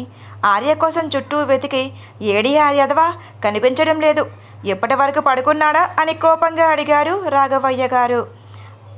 ఈ ముసలోడు ఏదీ కనిపించకుండానే మాట్లాడటం అలవాటు అనుకుంటా అని భుజం మీద ఏప్రాన్ వేసుకొని కాఫీ ట్రేతో అప్పుడే వస్తున్న ఆర్య మనవడు అలా వచ్చేసరికి నవ్వకుండా ఉండలేకపోయారు ఆయన. నీకు తగిన గుణపాఠం జరుగుతుంది అంటూ ఆదిత్య కూడా ఆర్య అవతారం చూసి నవ్వకుండా ఉండలేకపోయాడు. ఉడుక్కుంటూ చూశాడు ఆర్య. కాఫీ ట్రేలతో ఉన్న ఆర్యను చూడగానే నవ్వకుండా ఉండలేకపోయారు ఊర్మిళ, ఆదిత్య, రాఘవయ్య గారు. అది చూసి ఉడుక్కున్న ఆర్యను చూసి తను వెళ్ళి కాఫీ కప్పులు తీసుకుంటూ కోపంగా చూసింది. చాలు, అందరూ ఉన్నారు, సేన్ చేయకుండా ఫ్రెష్ అయ్యరా అని చెప్పి కాఫీ ట్రేలు తీసుకొని వెళ్ళింది.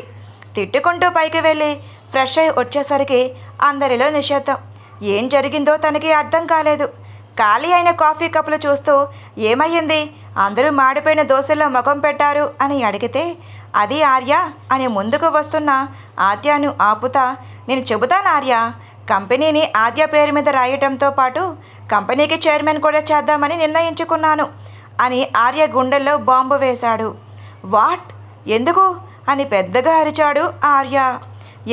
ఎందుకు రాయకూడదు ఆర్య, నేను కంపెనీని ఎలా ముందుకు తీసుకొని వచ్చానో ఆద్య కూడా అలానే ముందుకు తీసుకొని వచ్చింది. తన ఇల్లు వదిలి వెళ్ళిన దగ్గర నుండి కంపెనీని సరిగ్గా పట్టించుకుంటున్నావా? ఆద్య ఎలా ముందుకు తీసుకొని వెళ్ళిందో అదే షేర్స్ చూపిస్తుందే తప్ప ఒక్క షేర్ అయినా పెరిగిందా అని గర్జించేసరికి బొగ్గలు కొరుకుతూ అది ఆద్య వెళ్ళిపోయింది అని నేను పట్టించుకోలేదు అంతే తప్ప దిక్కులు చూస్తూ అంటున్న తనని ఇక చాలు ఆపు. నీ సమర్థత ఎంత ఉందో నాకు తెలుసు. ఇక నీ పక్షానికి రోజులు చెల్లిపోయాయి అని ఆద్య దగ్గరకు వచ్చి ముందుగానే పేపర్లు రెడీగా ఉండటంతో అవి తను ముందుకు వచ్చి నువ్వు తీసుకుంటావో నాకు తెలియదు తల్లి, కానీ తెలియదు తల్లి, కానీ ఇవి అని పేపర్లు చూపిస్తూ బాధ్యత ఇది నా పెంపకంలో పెరిగిన నీకు మాత్రమే ఇవి అందుకునే అర్హత ఉంది. ఇది కంపెనీ కాదు, వేల మంది ఉద్యోగాల భవిష్యత్తు అని తన వైపు చూశాడు మౌనంగా. ఆర్య వైపు చూసింది. ఏం చెబుతుందో అని ఆర్య కూడా చూశాడు తన వైపు. అప్రయత్నంగా చెయ్యి కింద పడుతున్న పేపర్స్ను వితిన్ సెకండ్స్లో పట్టుకుంది ఆద్య. చిన్న చిరునవ్వు తొంగి చూసింది రాఘవయ్య గారిలో. చూసావా, కంపెనీ కూడా నిన్నే ఎన్నుకుంది, రేపే నువ్వు ఆఫీస్కి రావాలి అని అంటున్న తన చూసి మాట ఇస్తున్న తాతగారు నా మీద ఎలాంటి బాధ్యత పెట్టారో నాకు తెలుసు, దాన్ని ఖచ్చితంగా సమర్థవంతంగా నిలబెట్టుకుంటాను అని చెప్పి మీలో మీరు అనుకుంటే నేనేం చేయాలి? తన కంపెనీ బాధ్యతలు తీసుకుంటే మరి నేను అని ఉక్రోషంగా అంటున్న ఆర్యాని చూసి ఇదిగో ఇప్పుడు పెట్టావే కాఫీ టీలు, ఇదే పని. ఆద్య పియ్యేగా ఉండి తనకి బాడీగార్డ్గా ఉండాలి, ఇది నీ కర్తవ్యం అని అనగానే ఫ్యూజులు ఎగిరిపోయాయి ఆర్యకి. వాట్, నేను దీనికి బాడీగార్డా ఏంటి, ఏం మాట్లాడుతున్నారు అని అరుస్తున్నా ఏం పట్టించుకోకుండా మరేం పర్వాలేదు ఆర్య, నువ్వు రాకపోయిన నష్టం కంపెనీకి రాదు, ఇంట్లో ఉండి నీ పెళ్ళానికి సేవలు చేసుకో అని వెటకారంగా అనేసరికి అప్పటి వరకు చూస్తున్న ఊర్మిళ గారు ఆదిత్య పుసుక్కున నవ్వారు. కొరకొరా చూసి కోపంగా తన రూమ్లోకి వెళ్ళిపోయాడు. ఆర్య ఆర్య అని పిలుస్తూ తన వెంట వెళ్ళింది ఆద్య. హాల్లో రాఘవయ్య గారితో ఊర్మిళ గారు మాట్లాడుతూ దీని గురించి మనస్ఫూర్తిగానే ఒప్పుకున్నారా అని అడిగితే అవును ఊర్మిళ, నేను ఎప్పుడో కంపెనీని ఆద్యానే చైర్మనే చెయ్యాలి అనుకున్నాను, కానీ కొన్ని పరిస్థితుల కారణంగా కుదరడం లేదు, అందుకే ఇప్పుడే నిర్ణయం తీసుకున్నాను. మీరు చేసింది కరెక్టే, కానీ ఆర్య ఇప్పటి వరకు చైర్మన్గా ఉండి సడన్గా తనను తీసేస్తే ఎలా తాతగారు అని ఆదిత్య అంటాడు. ఆర్యకి ముందు ఆలోచనే కానీ వెనుక ఆలోచన ఉండదు. అది ఆర్యకి కోపం ఎక్కువ. ఒక కంపెనీ విషయంలోనే కాదు, తన జీవితంలో కూడా మార్పు రావాలి. అలా రావాలి అంటే ఆద్యాని తనకు మెడిసిన్లా పని చేయాలి. ఆర్య కోపంగా రూమ్లోకి వెళ్తే సిగరెట్ వెలిగించి తాగుతున్నాడు. వెనకనే వచ్చిన ఆద్యకు గుప్పుమని తాకింది ఆ పొగ. ఆర్య మాట్లాడలేదు. ఆర్య అని కోపంగా పిలిస్తే తిరిగి ఏంటి, ఎందుకు తాతగారు మాట్లాడుతూ ఉంటే వచ్చేసావు, ఎందుకో తెలియదా? అసహనంగా తన చేతిలో ఉన్న సిగరెట్ని కింద పడేసి తన బెడ్ మీద కూర్చోబెట్టి నేను బాధ్యత తీసుకుంటానని అన్నాను, కానీ చైర్మన్ పొజిషన్లో ఉండి చేస్తానని చెప్పలేదు. ఎప్పటికీ కంపెనీ చైర్మన్ నువ్వేరా. తాతగారు అన్నట్లు కంపెనీ షేర్స్ డౌన్ అవుతూ వస్తున్నాయి. నెంబర్ 1గా ఉండే కంపెనీ నెంబర్ 5లో ఉంది, అందుకే ఒప్పుకున్నాను. దానికి అంత సీరియస్ అవ్వాల్సిన అవసరం లేదు. తను మాట్లాడిన మాటలకు విస్మయంగా చూసి ఎందుకు చైర్మన్గా ఉండవు? తాతగారు నేను అనౌన్స్ చేశారుగా. చిన్నగా నవ్వి ఏ భార్య అయినా తన భర్తను ఉన్నంతగా ఉంచాలి అనుకుంటుంది. నేను కూడా అలానే అనుకున్నారా? 1 సంవత్సరం ఓపిక పట్టు, కంపెనీ గ్రోత్ను పెంచి నేను ఆఫీస్కి రాను ఎందుకు అని అడిగితే బదులుగా చిన్న చిరునవ్వు నవ్వి ఆద్య పెదాలతో ఆర్య పెదాలను మూసేసింది. ఊహించలేని ఆర్యకు పెద్ద షాకే తగిలింది. ఆద్యను లీడ్ తీసుకొని పెడుతూ ఉంటే కనీ కనిపించిన చిన్న కంటతడి మాత్రం కనిపెట్టలేకపోయాడు ఆర్య. ఆద్య ఉన్నట్టుండి ఎందుకు ఎమోషనల్ అయ్యింది? చాలాసేపు జరిగిన ఆ అదచంబనంలో ఆర్యలో ఫీలింగ్స్ అమాంతం పెరిగితే తన నడుమన ఆర్య చేతులతో బందీ అయిపోయింది. తన్మయత్వంలో అలా ముందుకు ప్రొసీడ్ అవుతున్న ఆర్యాని ఒక్క తోపు తోసి తన పెదవుల మీద చేతిని వేసి చాలు, ఇప్పటికే చాలా ఎక్కువ ఇచ్చేశాను, వెళ్ళి తాతగారితో చెప్పు. ప్రెస్టేషన్లో అరుస్తూ ఆశపెట్టి వెళ్ళిపోతే ఏంటి అర్థం అని కోపంగా అడిగాడు ఆర్య. డోర్ దగ్గరికి వెళ్ళిన ఆద్య వెళ్ళిపోతున్నాని అర్థం అని పెదవి అంచున చిరునవ్వుతో అంది. ఉఫ్ అని బెడ్ మీద బోర్లా పడిపోయాడు ఆర్య. కిందకి వచ్చిన ఆద్యాన్ని చూసి ఏమంటున్నాడమ్మా ఎదవా అని అంటున్న రాఘవయ్య గారిని చూసి వస్తున్నాడు తాతయ్య అంటూ మెట్ల మీద నుండి వస్తున్నాడు ఆర్య. తన వైపు చూసి ఆర్య ఏం నిర్ణయించుకున్నావు అని అడిగితే దిక్కులు చూస్తూ మీరు ఆల్రెడీ నిర్ణయించుకున్నారు కదా, ఇంకా నా నిర్ణయంతో పని ఏముంది అని కోపంగా అడిగాడు. దాంతో కనిపించిన నవ్వు ఆయనలో. సరే ఆద్య తల్లి, ఇక నేను వచ్చిన పని అయిపోయింది, ఇక నేను వెళ్తాను అని అంటే భోజనం చేసి వెళ్ళండి తాతగారు అని అడిగింది. నేను ఇంకా నా మునిమనవల్ని ఎత్తుకోవాలని ఆసమ్మ. వీడు చేసిన వంట తింటే ఇంకా నా పరిస్థితి అంతే. అయ్యో అలా ఎందుకు జరుగుతుంది, వంట నేను చేస్తాను తాతగారు అని చకచకా కిచెన్లోకి వెళ్ళింది. కోపంతో రాఘవయ్య గారిని చూస్తున్నాడు ఆర్యబాబు. పక్కనే ఆదిత్య గమనించి ఏంటి బావగారు, నా చెల్లెలు ఇంట్లోనే కాకుండా ఆఫీసులో కూడా పెత్తనం చలాయిస్తుంది కదా, రేపటి నుండి మీకు అసలు ప్రశాంతత అనేది ఉండదేమో అని అంటే కోపంగా చూశాడు ఆది వైపు. ఏంట్రా అన్న చెల్లెలు ఇద్దరూ నా మీద ఇలా రివెంజ్ తీర్చుకుందామని అనుకుంటున్నారా అని కోపంగా అడిగాడు. అసలు రివెంజ్ ఇప్పుడే మొదలయ్యింది బావగారు, రేపటి నుండి మీకు ఉంటుంది నా సామిరంగా అని ఆది అంటుంటే కోపంగా చూసి నా మీద నాకు ఒక అవకాశం ఖచ్చితంగా వస్తుంది, అది అప్పుడు చెబుతాన్రా అని కోపంగా అన్నాడు ఆర్య. అరగంట తర్వాత వంట చేసి ఊర్మిళ గారి సహాయంతో మొత్తం టేబుల్ మీద పెట్టింది ఆద్య. భోజనం చేసి ఆద్యకు చెప్పి వెళ్ళిపోయారు. అలా వాళ్ళు వెళ్ళడమే ఆలస్యం. డోర్కి గడియ పెట్టి ఆద్యాని ఎత్తుకొని రూమ్లోకి తీసుకొని వెళ్ళిపోయాడు ఆర్య ఏం చేస్తున్నావు అని అడిగితే ప్లీజ్నే ఈ ఒక్కసారికి ఇలా కానిచ్చేద్దాం, పక్కన ఫుల్ మీల్స్ పెట్టుకొని ఆకలితో ఉండడం చాలా కష్టం అని బెడ్ మీద ఆద్యాని వదిలేసి ఆర్య తన మీదకు పడిపోయాడు.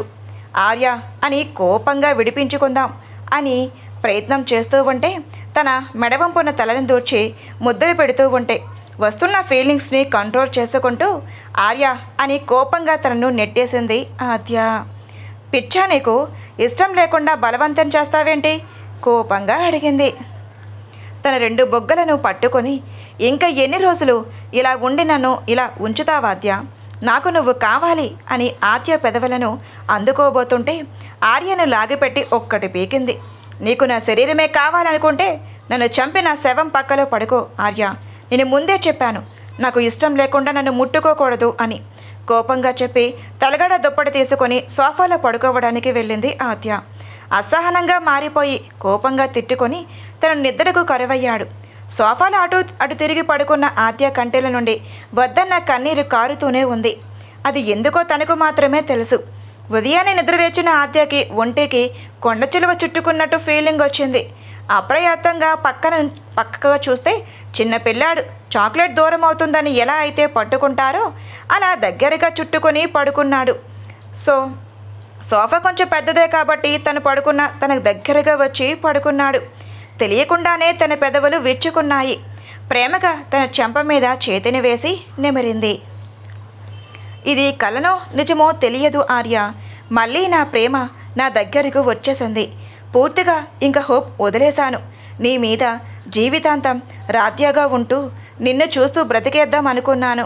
కానీ నువ్వు నన్ను ఇష్టపడుతూ నన్ను వెతికి ఇలా నీ ముందు అని మాట్లాడలేకపోయింది ఆద్య. అప్పుడే చిన్నగా కదులుతున్నాడు ఆర్యాని చూసి ఆర్య అని ప్రేమగా పిలిచింది. హామ్ అని స్లీపింగ్ వాయిస్తో అన్నాడు. బెడ్ మీద పడుకో ఆర్య, ఇలా సోఫాలో పడుకుంటే నీకు ఇబ్బందిగా ఉంటుందిరా.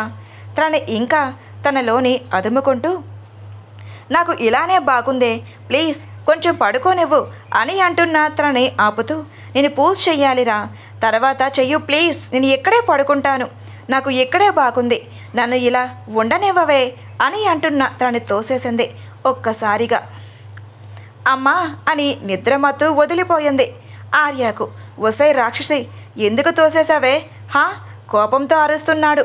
లేకపోతే ఏంట్రా హా, లేవాలి పూజ చేసుకోవాలి అంటున్నా కూడా అలా పట్టుకొని ఉంటావు అని కోపంగా సారీ తీసుకుని వాష్రూమ్లోకి వెళ్ళి ఫ్రెష్ అయ్యింది.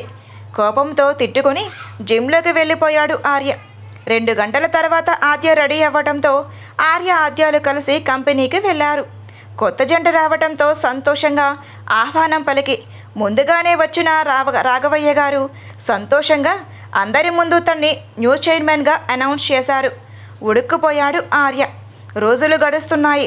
ఆద్య ఫుల్ కాన్సన్ట్రేషన్లో కంపెనీ బాధ్యతలు తీసుకొని 6 నెలలు తీరకుండానే పోయిన షేర్స్ను మళ్ళీ నిలబెట్టింది. అది చూసి కొంతమంది కుళ్ళుకుంటే లేడీ పవర్ తీసుకోవడం ఇంకొంతమందికి నచ్చేదే కాదు. ఈ గ్యాప్లో ఆదిత్యకి కూడా తను ప్రేమించిన అమ్మాయి ప్రియాతో పెళ్లి కుదిరింది. ఆ పెళ్ళికి ఆద్య వెళ్తూ ఉన్నారు.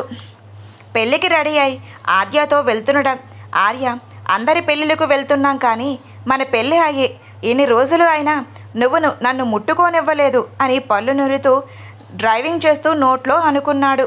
అది వినిపించిన దానిలాగా సీరియస్గా ఒక చూపు చూసింది. దెబ్బకు సైలెంట్ అయిపోయాడు ఆర్య.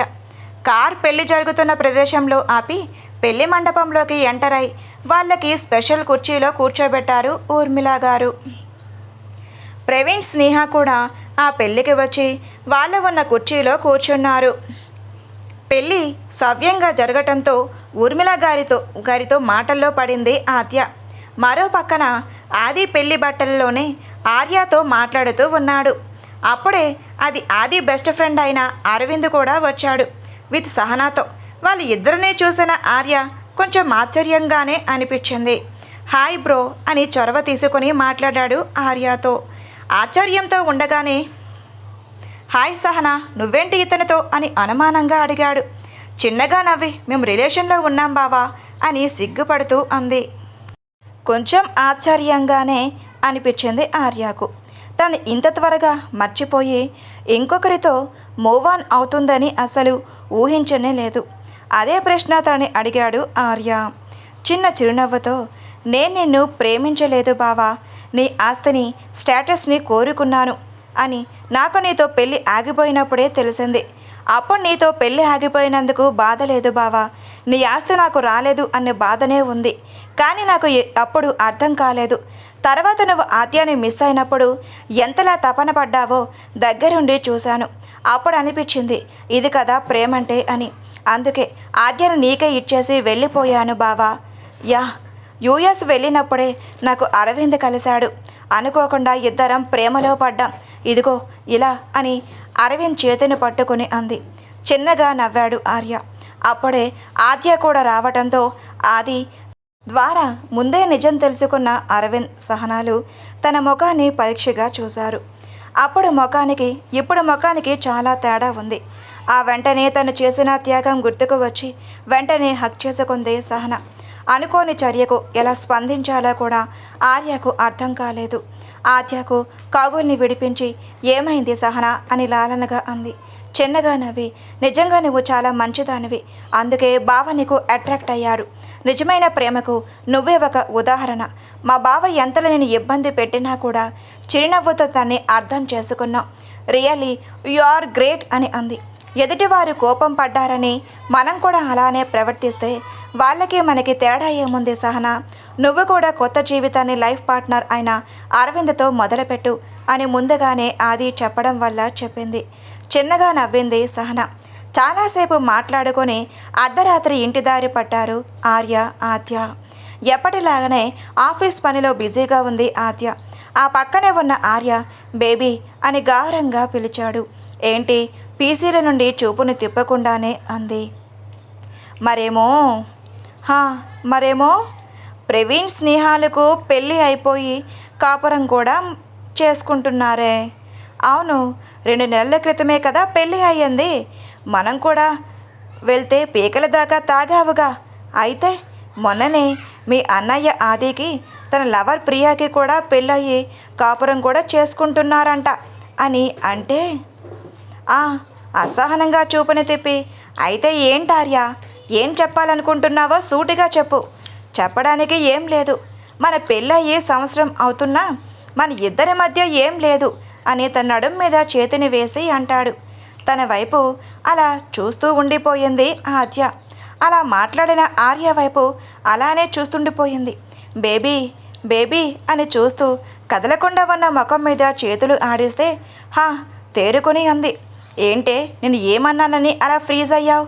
జస్ట్ కాపురం చేద్దామనేగా అన్నాను అని అంటున్న తను ఆపి, ముందు ఈ ఫైల్ ఫినిష్ అయ్యి తర్వాత చూద్దాం అని అనగానే కోపంతో ఉడికిపోయిన ఆర్య అటాచ్ రూమ్లోకి వెళ్ళిపోయాడు. తన బాధని అర్థం చేసుకున్న ఆద్యకు చేసేదేం లేక వర్క్స్ మధ్యలో ఆపి కార్ని స్వయంగా నడుపుకుంటూ ఒక మల్టీ స్పెషలిస్ట్ హాస్పిటల్ దగ్గరకు వెళ్ళింది. కళ్ళల్లో నుండి నీరు కారిపోతుంటే కష్టంగా అణుచుకొని కోపంగా గైనిక్ డాక్టర్ దగ్గరకు వెళ్ళింది. అలా వచ్చిన ఆద్యను చూసిన ఇంతకుముందు ట్రీట్ చేసిన డాక్టర్ ఆద్య అని పిలిచింది. వస్తూనే దీనికి మరో మార్గం లేదా మేడం, నా భర్తకు దగ్గర అవ్వాలని ఉంది అని కళ్ళ నిండా నీళ్లతో, ఒకవేళ నేను తనకి దగ్గరయ్యాను అంటే పిల్లల గురించి మా మధ్యలో టాపిక్ వస్తుంది. నాకు జీవితంలో పిల్లలు కలగరు అనే నిజాన్ని నా భర్త దగ్గర ఎలా చెప్పాలి డాక్టర్ అని గట్టిగా అంది. ఆ డాక్టర్ దగ్గరికి వచ్చినప్పుడే మొత్తం చెప్పిన ఆద్య తనే ఆద్య అని నమ్మించింది. అందుకే తనకు ట్రీట్మెంట్ చేస్తుంది. ముందు కూర్చో ఆద్య అంటూ తను కూర్చోబెట్టి తనకు మంచినీళ్ళు తాగించింది. నీకు ఫస్ట్ టైం అబార్షన్ అయ్యినప్పుడే నిజం చెప్పాను ఆద్య. ఆ తర్వాత నీ మీద ఫోర్స్గా జరిగినప్పుడే చెప్పాను నీకు పిల్లలు కలగరు అని. అది నీ భర్తకు చెప్పడమే మంచిది. వద్దు డాక్టర్, నా భర్తకు చెబితే తన వల్లనే నాకు పిల్లలు కలగరు అన్న బాధ జీవితాంతం ఉంటుంది. దయచేసి మీకు దండం పెడతాను, దీనికి మరో మార్గం లేదా? లేదు ఆద్య, నిజంగా నీకు పిల్లలు పుట్టకూడదు కూడా. ఒకవేళ నీకు పిల్లలు పుడితే నీ ప్రాణానికే ప్రమాదం. ఎవరో ఒకరు మాత్రమే బ్రతికే ఛాన్స్ ఉంటుంది. పర్వాలేదు, దయచేసి ఏదో ఒకటి చెయ్యండి అని కన్నీళ్లతో అంటుంటే, ఆద్య బీకామ్ ప్లీజ్ ఏడవకు. నువ్వు ఈ టైంలోనే చాలా స్ట్రాంగ్గా ఉండాలి. నువ్వు ఏమనుకున్నా సరే నీకు పిల్లలు పుట్టరు అని స్థిరంగా చెప్పి పంపించింది. అప్పటి వరకు ఆద్య వెనకనే వచ్చిన ఆర్య అది విని షాక్ అయ్యాడు. ఆద్య రావటంతో కనిపించకుండా దాక్కొని ఆద్య వెళ్ళగానే ఆర్య డాక్టర్ దగ్గరకు వెళ్ళి అడిగితే నిజం మొత్తం చెప్పింది. తనకు తెలియకుండా ఎంత బాధను అనుభవించిందో అర్థమైన క్షణం ఆర్య గుండె బరువెక్కిపోయింది. అసలు ఆద్యకి సారీ చెబుదాం అని బయటకు వచ్చిన ఆర్య కారులో వెళ్ళడం చూసి ఈ టైంలో ఎక్కడికి వెళ్తుంది అని మనసులో అనుకుని తననే ఫాలో అయ్యాడు. డాక్టర్తో మాట్లాడిన ప్రతి మాట విన్నాడు. ఒక నిర్మాష్యమైన ఒక ప్లేస్లో కారు ఆపి, నా వల్ల నువ్వు చాలా కోల్పోయావే. అసలు పిల్లల గురించి మన మధ్య టాపిక్ వచ్చినప్పుడు నీ ముఖంలో మార్పులు చూడాల్సింది. ఎప్పుడు నా స్వార్థం నేనే చూసుకున్నాను, కానీ నిన్ను ఎన్నడూ పట్టించుకోలేదు అని ఏదో ఆలోచించి గట్టిగా కళ్ళు మూసి తెరిచి ఇంటికి బయలుదేరాడు. అప్పుడే నైట్ డ్రెస్ చేంజ్ చేసుకొని మెట్ల మీద నుండి దిగుతూ ఉన్న ఆద్య కనిపించగానే, ఆర్య ఎప్పటి వరకు ఎక్కడికి వెళ్ళావు అని అంటున్న తనని అమాంతం వాటేసుకున్నాడు. ఒక్కసారిగా అలా హక్ చేసుకునేసరికి ఏం అర్థం కాలేదు ఆద్యకి. కంగారుగా, ఆర్య ఏమయ్యింది, ఎందుకు అలా ఉన్నావు అని అడిగిన తనకు, కష్టపెట్టాను కదా, కళ్ళ చివర చిన్న నీటి తడితో అన్నాడు. తను నార్మల్గా లేడని అర్థం చేసుకున్న ఆద్య మెయిడ్స్ వైపు చూస్తే తన కనుసైగతో వెళ్ళిపోయారు బయటకు. వాళ్ళు వెళ్ళిన తర్వాత ఆర్య అని ప్రేమగా పిలిచింది. హామ్ అని బొంగురు గొంతుతో అంటుంటే, ఏమయ్యింది అని తనని విడిపించుకొని సోఫాలో కూర్చోబెట్టి అంది. ఏం లేదే, సడన్గా నువ్వు గుర్తుకు వచ్చావు అంతే అని అనడంతో, నేను ఎక్కడికి వెళ్ళలేనురా అని తను చిన్ను పట్టుకొని అంది. తన వైపే చూస్తూ ఉండిపోయాడు ఆర్య. చిన్న చిరునవ్వుతో చూస్తున్న ఆద్యాని చూసి, నాకు ఒక మాట ఇస్తావా ఆద్య అని అడిగాడు ఆర్య. దేని గురించిరా? నాతో నువ్వు ఎప్పుడు ఉంటావని అని చెయ్యి చాపితే చటుక్కున తల అటు తిప్పింది ఆద్య. ఏం మాట్లాడుతున్నావు ఆర్య? నేను నీతోనే ఉన్నాను కదా, ఇప్పుడు ఏమయ్యిందని అని అడిగితే తల అటు పక్కన తిప్పి ఉండటం వల్ల తనకు కళ్ళ నిండా నీరు కనిపించలేదు. చెప్పవే, నువ్వు నా భార్యవి కదా, మన ఇద్దరం ఎప్పుడు ఇలానే ఉందామే అని తనని గమనిస్తూ అన్నాడు. కష్టంగా కన్నీరును అదిమిపెట్టి, ఆకలేస్తుందిరా, వంట చేసి తీసుకొని వస్తాను ఉండు అని ఫాస్ట్గా లేచి వంటగదిలోకి వెళ్ళింది ఆద్య. తననే గమనించి పిడికిలి బిగించాడు. మరుసటి రోజు యథావిధిగా ఆఫీస్కి వెళ్ళారు. ఆద్య ముభావంగా ఉంటే ఆర్య చాలా హుషారుగా వర్క్ చేస్తున్నాడు. రోజు కొంటే ఆర్య ఎందుకు ఉత్సాహంగా ఉన్నాడో తెలియకపోయినా ఏదో చెయ్యబోతున్నాడు అని గ్రహించింది.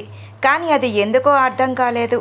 అప్పుడే ఆర్య తను ముందుకు వచ్చి, ఈ ఫైల్ రేపటికి కంప్లీట్ చేయాలి అని అనేసరికి, అదేంటి, ఇది 1 నెల రోజులు ఉంది కదా ఆర్య?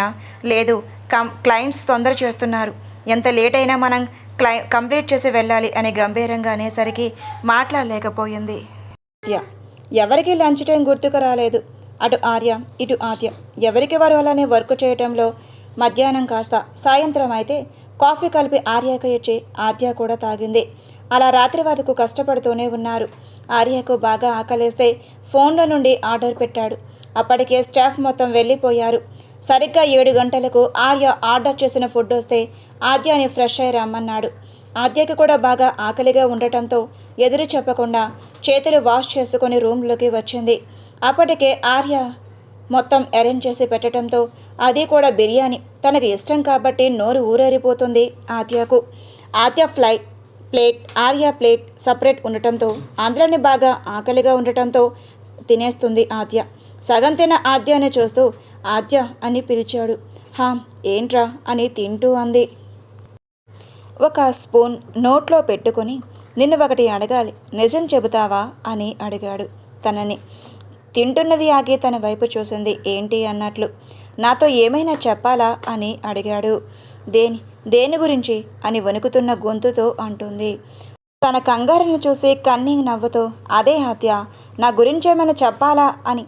ఎందుకు అంతలా బిగుసుకుపోతున్నావు, ముందు తిను అని అనేసరికి నుదుటిన పట్టిన చెమటను చూసి తడిచి మిగతా బిర్యానీ తినేసి వాష్ బేసిన్ దగ్గరకు వెళ్ళి చేయి కడుక్కొని వచ్చి మళ్ళీ వర్క్ చేసే పనిలో పడ్డారు. సరిగ్గా 2 నిమిషాల తర్వాత ఆద్యకు ఏదో అవుతుంది. అది ఏంటో అర్థం కాలేదు. అప్పుడే ఆర్య వైపు చూపును తిప్పితే షూట్ని విప్పి ఓన్లీ షర్ట్ వేసి ఉండటం వల్ల 2 బటన్స్ విప్పి తన వైపు కైపుగా చూస్తున్నాడు. ఆ చూపే ఎందుకో తన గుండెల్లో గుచ్చుకున్నట్లుగా అనిపించింది. ఎందుకు అలా చూస్తున్నా, ఏమయ్యింది అని నార్మల్గా అడిగింది. తన దగ్గరికి వచ్చిన ఆర్యాని చూసి నీతో కొన్ని నిమిషాలు మాట్లాడాలి. ఏం మాట్లాడాలి అని చిన్న నవ్వుతో అంది. నిజం, ఎలాంటి ఎక్స్ప్రెషన్స్ లేకుండా అన్నాడు. నిజమేంటి అని కంగారుగా అడిగింది.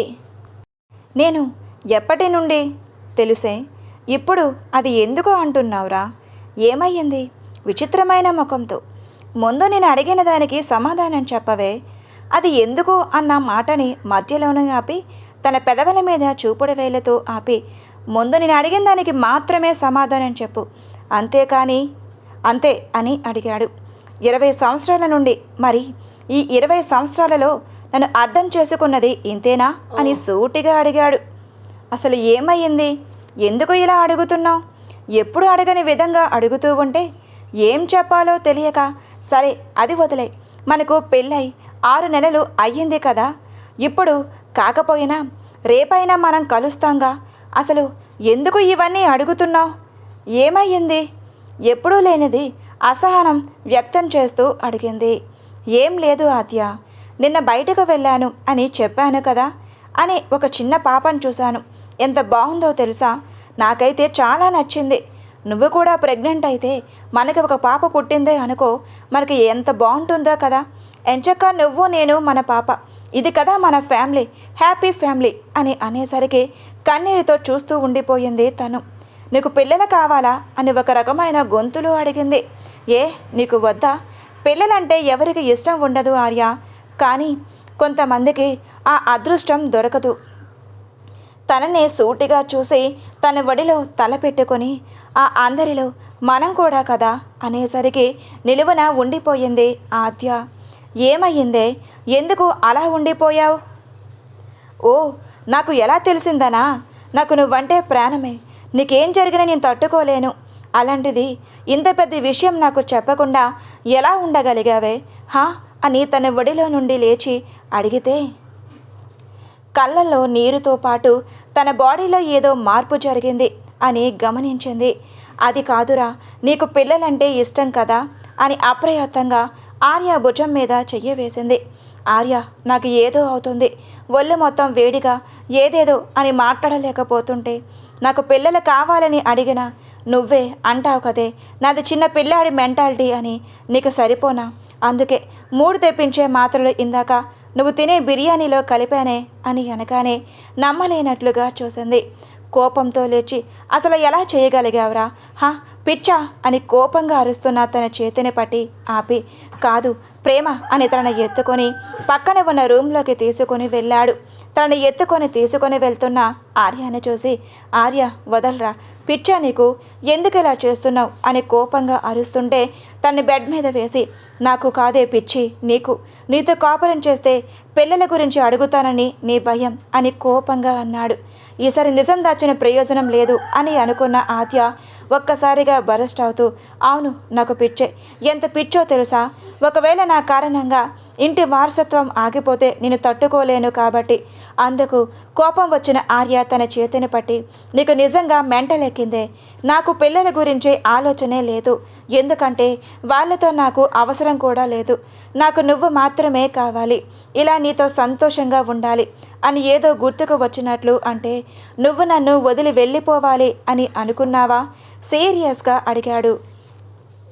ఒక్కసారికే ఆ చూపు భయం కమ్ముకొని చూపుని తిప్పుకుంటే అదే నిజమని అర్థం చేసుకున్న ఆర్య తన చేతిని గట్టిగా పట్టుకున్నాడు. ఆర్య ప్లీజ్ స్టాప్ ఇట్, నాకు చాలా పెయిన్గా ఉందిరా అని చెయ్యి నొప్పి తెలుస్తూ ఉంటే కష్టంగా అంది.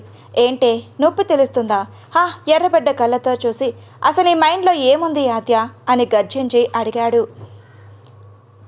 ఏముంది, ఏం లేదు అని తన ముఖాన్ని పక్కకు తిప్పి అంది.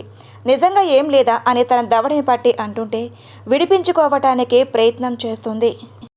అవునా, నేను నిన్ను వదిలి వెళ్ళిపోవాలనుకుంటున్నాను, నీకే కాదు అందరికీ దూరంగా వెళ్ళి చేసుకున్నా నీతో కాపురం చేస్తే పిల్లలు కలగని గొడ్డాలు మిగిలిపోతావు, అది నాకు ఇష్టం లేదు, అందుకే నీతో కాపురం కూడా చేయటం లేదు, నన్ను వదిలేసి నువ్వు ఇంకో పెళ్లి చేసుకో అని తన నుండి విడిపించుకుందాం అని ప్రతిఘటించి ఓడిపోయింది ఆద్య. తన బుర్రలో ఇన్ని ఆలోచనలు ఉన్నాయని తెలుసుకోలేకపోయిన ఆర్య తను చెప్పిన సమాధానానికి ఆశ్చర్యపోయాడు.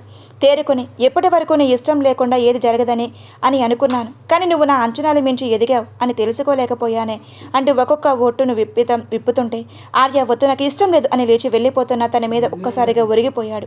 ఈ కలయిక మన ఇద్దరం కలిసి ఉండాలని మాత్రమే అంటూ తన బయట పిన్నిని ఒక్కసారిగా లాగాడు. ఆర్య వద్దు అని చెబుతున్న అంతకుముందు హార్ష్గా కాకుండా చాలా నెమ్మదిగా తనలో కలిసిపోయాడు. మెడవంపును సన్నగా మొదలై తన ముద్దుల ప్రవాహం గాఢంగా మార్చి తన అరుస్తున్న అరుపుని పట్టించుకోకుండా తన పెదవులతో ఆర్య పెదవుల్ని కలిపేశాడు. చాలా రోజుల తర్వాత వాళ్ళ ఇద్దరి కలయిక జరుగుతుండటంతో ప్రకృతి వాళ్ళకి సహకరిస్తూ కుండపోతగా వర్షం మొదలయ్యింది. ఆర్యని ఆపే శక్తి తనకు నీరు కారటంతో బొమ్మలా మారిపోతుంది. ఆది 2 గంటల తర్వాత ఎక్కడికి వెళ్లకుండా తన గుండెల మీద తెచ్చుకొని గాఢంగా హత్తుకున్నాడు. ఇద్దరి మధ్య మౌనం రాజ్యం వెళుతుంది.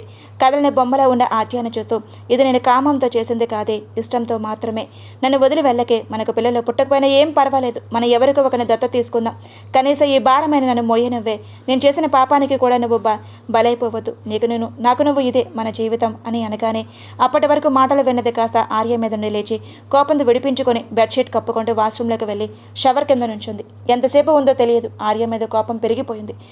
వాష్రూమ్లో షవర్ కింద ఎంతసేపు ఉందో తెలియదు, కోపంగా మారిపోయింది ఆద్య. కానీ తన ఆలోచనలు మాత్రం ఎవరికీ అంతు చిక్కలేవు.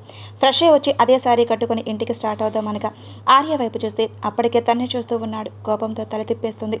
అలా తిప్పగానే ముఖంలో చిరునవ్వు, నేను ఇంటికి వెళ్తున్నాను, ఇప్పుడేం వద్దు, రేపే వెళ్దాం, లేదు నేను ఇప్పుడే వెళ్తాను అని ముందుగా కదలబోతున్న ఆద్య చేతను పట్టి ఆపేసి ఒక లాగులాగిది. ఆర్య ఛాతి మీద పడింది. వదిలించుకోవడానికి చాలా ప్రయత్నం చేసి చివరికి ఓడిపోయింది. ఇప్పుడు టైం 12 దాటింది, ఈ టైంలో వెళ్ళడం మంచిది కాదు, రేపు ఎలానో వీకెండ్ కాబట్టి రేపు ఎవరు రారు, అందుకే ఒక్కసారి నేను చెప్పేది విని కూడా అని అనటంతో ఇంకేం మాట్లాడక అక్కడ ఉన్న సోఫా దగ్గరికి వెళ్ళబోతున్న తన చేతిని పట్టి బెడ్ మీదగా లాగేసి పడిపోయింది. ఎందుకురా పదే చేతిని పట్టి లాగుతున్నావు, చేసిన నిర్వాకం చాలదా, ఇప్పుడు ఏం చేద్దామని కోపంగా అరుస్తుంటే తన అరుపులను పట్టించుకోరని ఆర్య తన బయట తీసి ఎదనే మెత్తటి పరుపులా చేసి నిద్రకు ఉపక్రమించాడు. ఇక చెప్పిన వెంటనే తెలిసిన మౌనంగా ఉండిపోయింది. ఉదయం ఆద్య 10 గంటలుగా మెలకు వస్తే భారంగా నిద్రలేచి చుట్టూ చూసి తను ఎక్కడ ఉందో అర్థం అవ్వగానే షాక్ అయ్యింది. ఎందుకంటే తను వెళ్ళాలనే ఉంది. ఇది ఆర్య పని అని అర్థం అవడానికి క్షణం కూడా పట్టలేదు. అప్పుడే కాఫీ ఎవరో తన ముందు పెడితే ఎవరో అని చూసిన తనకు అమ్మ అని ఆనందంగా ఎదురుగా ఉన్న కృష్ణవేణి గారిని ఖర్చుకుపోయింది. కాఫీ కప్పును తీసుకొని వచ్చిన వాళ్ళ అమ్మను చూసి మా అని ఆనందంతో హత్తుకుపోయింది కృష్ణవేణి గారిని. కూతురు అలా హక్ చేసుకుని ఏడుస్తుంటే ఎందుకురా ఏడుస్తున్నాం, అల్లుడుగారు బాగా చూసుకోవడం లేదా కంగారుగా అడిగింది.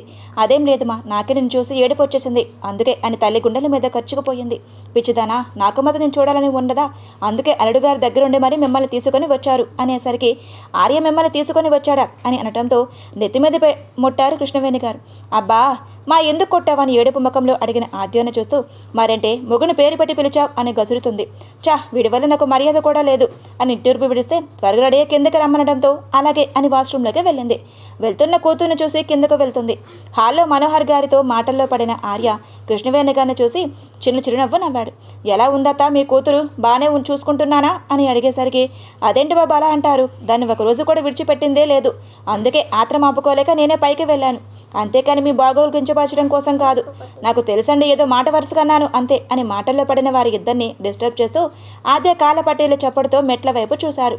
గ్రే రెడ్ కలర్ కాంబినేషన్లో శారీలో తనని సర్దుకుంటూ వస్తుంది ఆద్య. తను అలా చూసిన ఆర్యకు తనలో అమాంతం ఫీలింగ్స్ వచ్చేసాయి. మొఖానికి ఎలాంటి మేకప్ వేయకుండా చాలా అందంగా ఉంది ఆద్య. కూతుర్ని శారీలో మెడలో మంగళసూత్ర, పాపెట్లో బొట్టు, చాలా అందంగా ఉన్న కూతుర్ని చూస్తూ మురిసిపోయారు.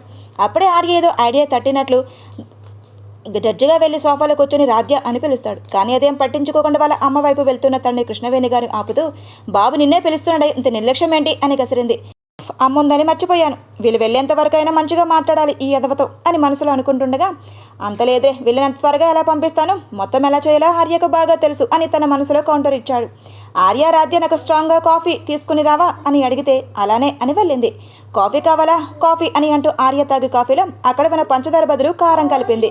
5 నిమిషాల్లో 4 కప్పులతో కాఫీ తీసుకుని వచ్చి ఆర్యకు స్పెషల్గా ఇచ్చింది. తన వైపు చూసి తీసుకున్నాడు. కానీ ఆద్య ఎక్స్ప్రెషన్స్ను గమనించలేదు. అందరూ షిఫ్ట్ చేస్తూ ఉంటే ఆర్య కూడా ఒక సిప్ తాగాడు. అలా తాగిన ఆర్యకు 3 సెకండ్లో కారం నసాలానికి అంటుంది. అది గమనించిన ఆద్య ఇప్పుడు వీడికి ఖచ్చితంగా పక్కన పెడతాడు కాఫీని అని అనుకున్నంతలో తన ఊహల్ని తారుమారు చేస్తూ కాఫీ తాగడం మొదలు పెడుతున్నాడు. ఈసారి షాక్ అవ్వడం ఆద్య వంత అయ్యింది. కాఫీని త్వరగా ఫినిష్ చేసి రూమ్లోకి వెళ్ళిపోయాడు. అలా సైలెంట్గా వెళ్ళిన ఆర్యను చూసి కంగారుగా మా నేను ఇప్పుడే వస్తాను అని చెప్పి వెళ్ళిపోయింది ఆర్య వెనకనే.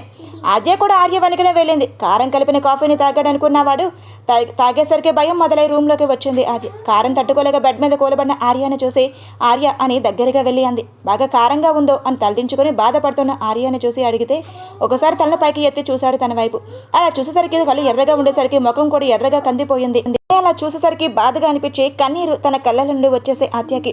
ఐఎమ్ సారీ ఆర్య, ఏదో సరదాగా ఆట పట్టించడానికి అనేసరికి మంట చాలా ఎక్కువగా ఉంది అని నోరు మనటంతో కష్టంగా అనేసరికి ఆద్య పెదవులను ఆర్య పెదవులతో కలిపేసింది. 5 నిమిషాల తర్వాత తను వదిలి ఆర్య కళ్ళలోకి చూసింది. అలా ముద్దు పెట్టిన తర్వాత కొంచెం మంట పుట్టడంతో తన వైపు చూసి థ్యాంక్స్నే అని హత్తుకుపోయాడు ఆర్య. ఎందుకురా నీకు ఇలా చేసినందుక, నాకు బుద్ధి లేదు అని తను నిందించుకోవడంతో ఏంటే ఆ మాటలు, ఏదో అరటిపండు అని తను బలంగా కౌలించుకున్నాడు. చాలాసేపు వారిద్దరి మధ్య నిశ్శబ్దం. అప్పుడే తన రూమ్ డోర్ చప్పుడు అయితే ఆర్యని వదిలించి స్వయంగా ఆద్యని వెళ్ళింది. డోర్ తీసి చూస్తే వాళ్ళ అమ్మ ఉండడంతో ఏంటమ్మా ఏమయ్యింది అని అడిగింది ఆద్య. ఆర్యబాబు స్నేహితుడు వచ్చాడే, ఆద్యబాబు నీకు తెలుసు కదా అంటే 2 నిమిషాల్లో వస్తాను మా అని చెప్పి వెళ్తే కిందకు వెళ్ళిపోయారు. ఆర్య కూడా ఆద్యతో కలిసి కొత్తగా వచ్చిన ఆద్య ప్రియ దంపతులను చూసి ఆది అని ఆనందంగా వెళ్ళి హత్తుకుపోయింది. వారి ఇద్దరు బాండింగ్ చూసిన కృష్ణవేణి గారు కొంచెం ఆశ్చర్యమే వేసింది. తన కూతురికి ఆద్యత్య ఇంతలా పరిచయం ఉందని. కానీ ఆమెకేం తెలుసు తన కన్న కూతురు ఎప్పుడో కాలం చేసింది అని. ఇప్పుడు ఉంది ఆ రాజ్య రూపంలో ఉన్న ఆద్య అని తెలియదు. నిజమనే అబద్ధం బతుకుతుంది అని ఎప్పుడూ తెలియదు అనే కన్నా ఎవరు తెలియనివ్వరు కూడా. తనువు చలించే వరకు ఆ అబద్ధం అనే నిజంలోనే ఉంచుతుంది. కాసేపు వాళ్ళ ఇద్దరిని చూసి ఎలా ఉన్నారా, మీరు చూసి చాలా రోజులు అయ్యింది, ఎంత పెళ్ళం వస్తే మాత్రం ఈ చెల్లెని మర్చిపోతావా అని ఆదిత్య అరుస్తూ ఉంటే అక్కడ ఉన్న కృష్ణవేణి గారి చెవులో ఏంటే బాగా పరిచయం ఉన్నట్లు మాట్లాడుతున్నావు, బాబుకి ఏం పనులు ఉన్నాయో ఏంటో అని అనడంతో ప్రియ కలగ చేసుకుంటూ అది కాదు వదిన, మీ దగ్గరికి రావడానికి చాలా ప్రయత్నం చేశాడు కానీ కుదరలేక రాలేకపోయాం అంతే అని అనడంతో చిన్నగా నవ్వి సరే ముందు మీరు కూర్చోండి నేను కాఫీ తీసుకొని వస్తాను అని అనడంతో ఇప్పుడేం వద్దు వదిన, మేము నీకు ఒక విషయం చెప్పాలి. ఏంటి నందిత అని ఆర్య అడగటంతో ఆది వైపు చూసి మేము తల్లి తండ్రి కాబోతున్నాం అన్నయ్య. ఆ మాట వెనుకనే ఆనందంలో నిజమా అని ఆనందంతో అడిగిన ఆద్యకు కాలు నిలబడలేక ఆర్య విన్నావా, నందిని వాళ్ళ పేరెంట్స్ అవుతున్నారు అని ఆనందంతో అరుస్తున్న ఆద్య నెత్తి మీద ముట్టకాయ వేసింది కృష్ణవేణి గారు. మా ఎందుకు కొట్టవని ఏడుపు ముఖంతో అనేసరికి మరేంటే తన కడుపులో ఉందని అంతలా అరవాలా అని కృష్ణవేణి గారు అనేసరికి అది సంతోషం పట్టలేక అన్నానులేమా అని సంజయ్సి చెప్పి నువ్వురా నందిత అని తన రూమ్లోకి తీసుకొని వెళ్ళింది. ఆద్య తన్నే చూస్తున్న కృష్ణవేణి గారు నిట్టూర్పు విడిచి బాబు మీకు వంట చేస్తాను అని కిచెన్లోకి వెళ్ళిపోయారు. అక్కడ మనోహర్ గారు ఆర్య ఆదిత్య మాత్రమే ఉన్నారు. రూమ్లోకి వెళ్ళిన ఆద్య నందిత మాటల్లో పడ్డారు. ఇంకేంటి నందు మా అన్నయ్య ఎలా చూసుకుంటున్నాడు అని అడిగితే నీకు తెలియదా ఏముంది ఆద్య, తన ప్రేమ దొరకటం నా అదృష్టం అని చిన్నగా నవ్వుతూ చెప్పింది. అప్రయత్నంగా తన చూపు కడుపు మీద పడింది. తన చేతులతో ప్రియా పొట్టను తడిమింది. నీకోసం ఈ అత్త చాలా ఎదురు చూస్తుంది నాన్న, త్వరగా వస్తావు కదూ అని అంటుంటే చిన్నగా నవ్వింది ప్రియా ప్రియా నందిత నేమ్స్ కొంచెం చేంజ్ అయ్యాయి చూసుకోండి. అడగకూడదు అంటూనే ఆద్య అని పిలిచింది. చూపు తిప్పి తన వైపు చూసింది. ఏంటి అన్నట్లు నువ్వు అన్నయ్య బాగానే ఉన్నారా అని అనటంతో ఎందుకు అలా అడిగావు? ఏం లేదు ఆద్య, తప్పుగా అనుకోకు. అంటే అన్నయ్యతో పెళ్ళి అప్పుడు నీకు ఇష్టం లేదు కదా, అదే ఆ ఇష్టం ఇప్పుడు కూడా ఉందా? అదేం లేదు ప్రియా, నేను ఆర్య చాలా బాగా ఉన్నా. నాకు ఏది ఇష్టం ఏది కష్టం అనేది వాడికి తెలుసు. అలాగే తన గురించి నాకు తెలుసు. ఒక విధంగా చెప్పాలంటే మొదటుండి వాడి అంతస్తుకు నేను కరెక్ట్ కాదు అని అనుకొని అలా నడుచుకునేదాన్నే తప్ప వాడి మీద నాకు ఎలాంటి కోపం లేదు. నిజం చెప్పాలంటే వాడు నన్ను ఇంటి నుండి అప్పుడు దూరం చేయకపోతే నాకు ఒక మంచి తల్లిదండ్రులను మిస్ అయ్యి ఉండేదాన్ని అని చిన్న నవ్వుతో బదులు ఇచ్చింది ఆద్య. ఆ మాటలు అప్పుడే వచ్చిన కృష్ణవేణి గారు విన్నారు. ఏంటే మంచి తల్లిదండ్రులు అంటున్నావు? ఎప్పుడైతే కృష్ణవేణి గారు వచ్చారో అప్పుడే షాక్తో బిగుసుకుపోయింది ఆద్య. వణికిపోతున్న గొంతుతో అదేమా ఏంటంటే ఏంటి నువ్వు చెప్పేది? మంచి తల్లి తండ్రి అంటున్నావు, మరి నేను మీ నాన్న నీకు మంచి తల్లి తండ్రి కాదా? అది గయ్యమంది కృష్ణవేణి అని గయ్యమంది కృష్ణవేణి గారు. మా మా తల్లి నీకు ఒక నమస్కారం. నేను పొగిడింది కూడా నిన్నే తల్లి, అందులో కూడా ఎలాంటి డోకా లేదు. నీ గురించి మంచిగా చెబుతున్నంతలో నువ్వే వచ్చి విన్నావు అని ప్రియాకు సైగ చేయటంతో అవునండి, మీ గురించి చెబుతున్నంతలోనే మీరు వచ్చి విన్నారు. దాంతో ఏకీభవించిన కృష్ణవేణి గారు సరే సరే వంట చేశాను అని చెప్పడానికే వచ్చాను. అమ్మా ప్రియా, నువ్వు ఒట్టి మనిషివి కాదు, ఈ టైంలో త్వరగా తినటమే మంచిది రా అని దగ్గర ఉండి ప్రియాని తీసుకొని వెళ్ళింది. ఆ వెనకనే ఆద్య కూడా. భోజనం చేసిన తర్వాత చాలాసేపు వాళ్ళకి చెప్పి బయలుదేరారు ఆది ప్రియాలు. రాత్రి లంచ్ టైం అవ్వటంతో కృష్ణవేణి గారి వంట చేసి డిన్నర్ పెడుతూ ఉంటే ఎందుకు అత్తయ్య గారు మీకు ఈ శ్రమ? మెయిడ్స్ ఉన్నారు కదా, రేపటి నుండి వంట మీరు చెయ్యకండి, మెయిడ్స్ చూసుకుంటారు అని మందలింపుగా అనేసరికి అలాగే బాబు అని చెప్పి ప్రేమగా వడ్డిస్తుంది. డిన్నర్ చేసిన తర్వాత ఆర్యకి పాలు తీసుకొని రూమ్లోకి అడుగుపెట్టి బాల్కనీలోకి సిగరెట్ కాలుస్తున్న ఆర్యను చూసి కోపంగా వెళ్ళింది తన దగ్గరకు. ఆర్య అని కోపంగా వెళ్ళింది తన దగ్గరకు. తన వైపు చూసి మళ్ళీ సిగరెట్ కాల్చుతున్నాడు.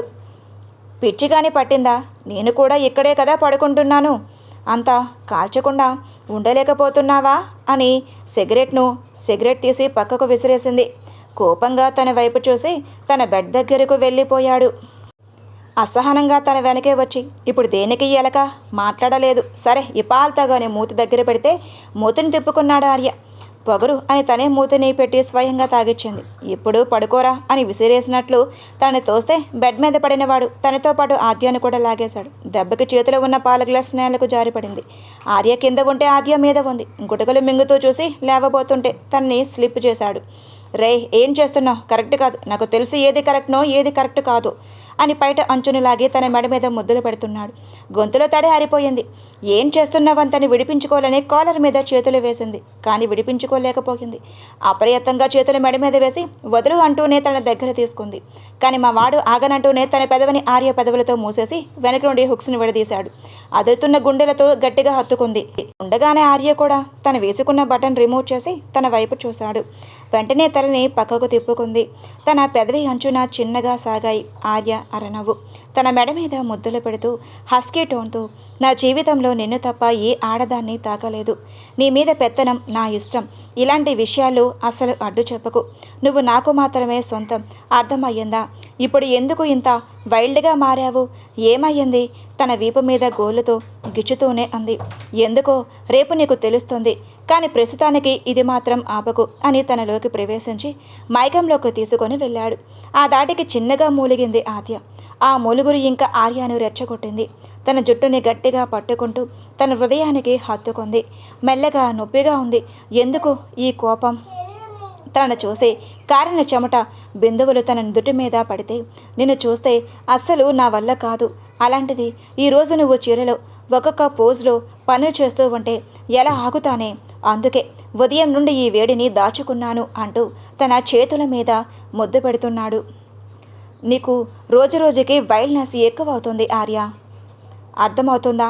ఇలానే ఉంటే నేను ఖచ్చితంగా చచ్చిపోతాను అన్న మాట పూర్తి కాకముందే ఆర్య పెదవులతో ఆద్య పెదవులను అందుకున్నాడు.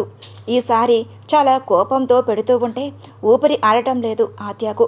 లాస్ట్ మినిట్లో తనని వదిలి ఇంకోసారి నీ నోటి నుండి ఆ మాట విన్నాను అంటే ఖచ్చితంగా నిన్ను నేను చంపేస్తాను.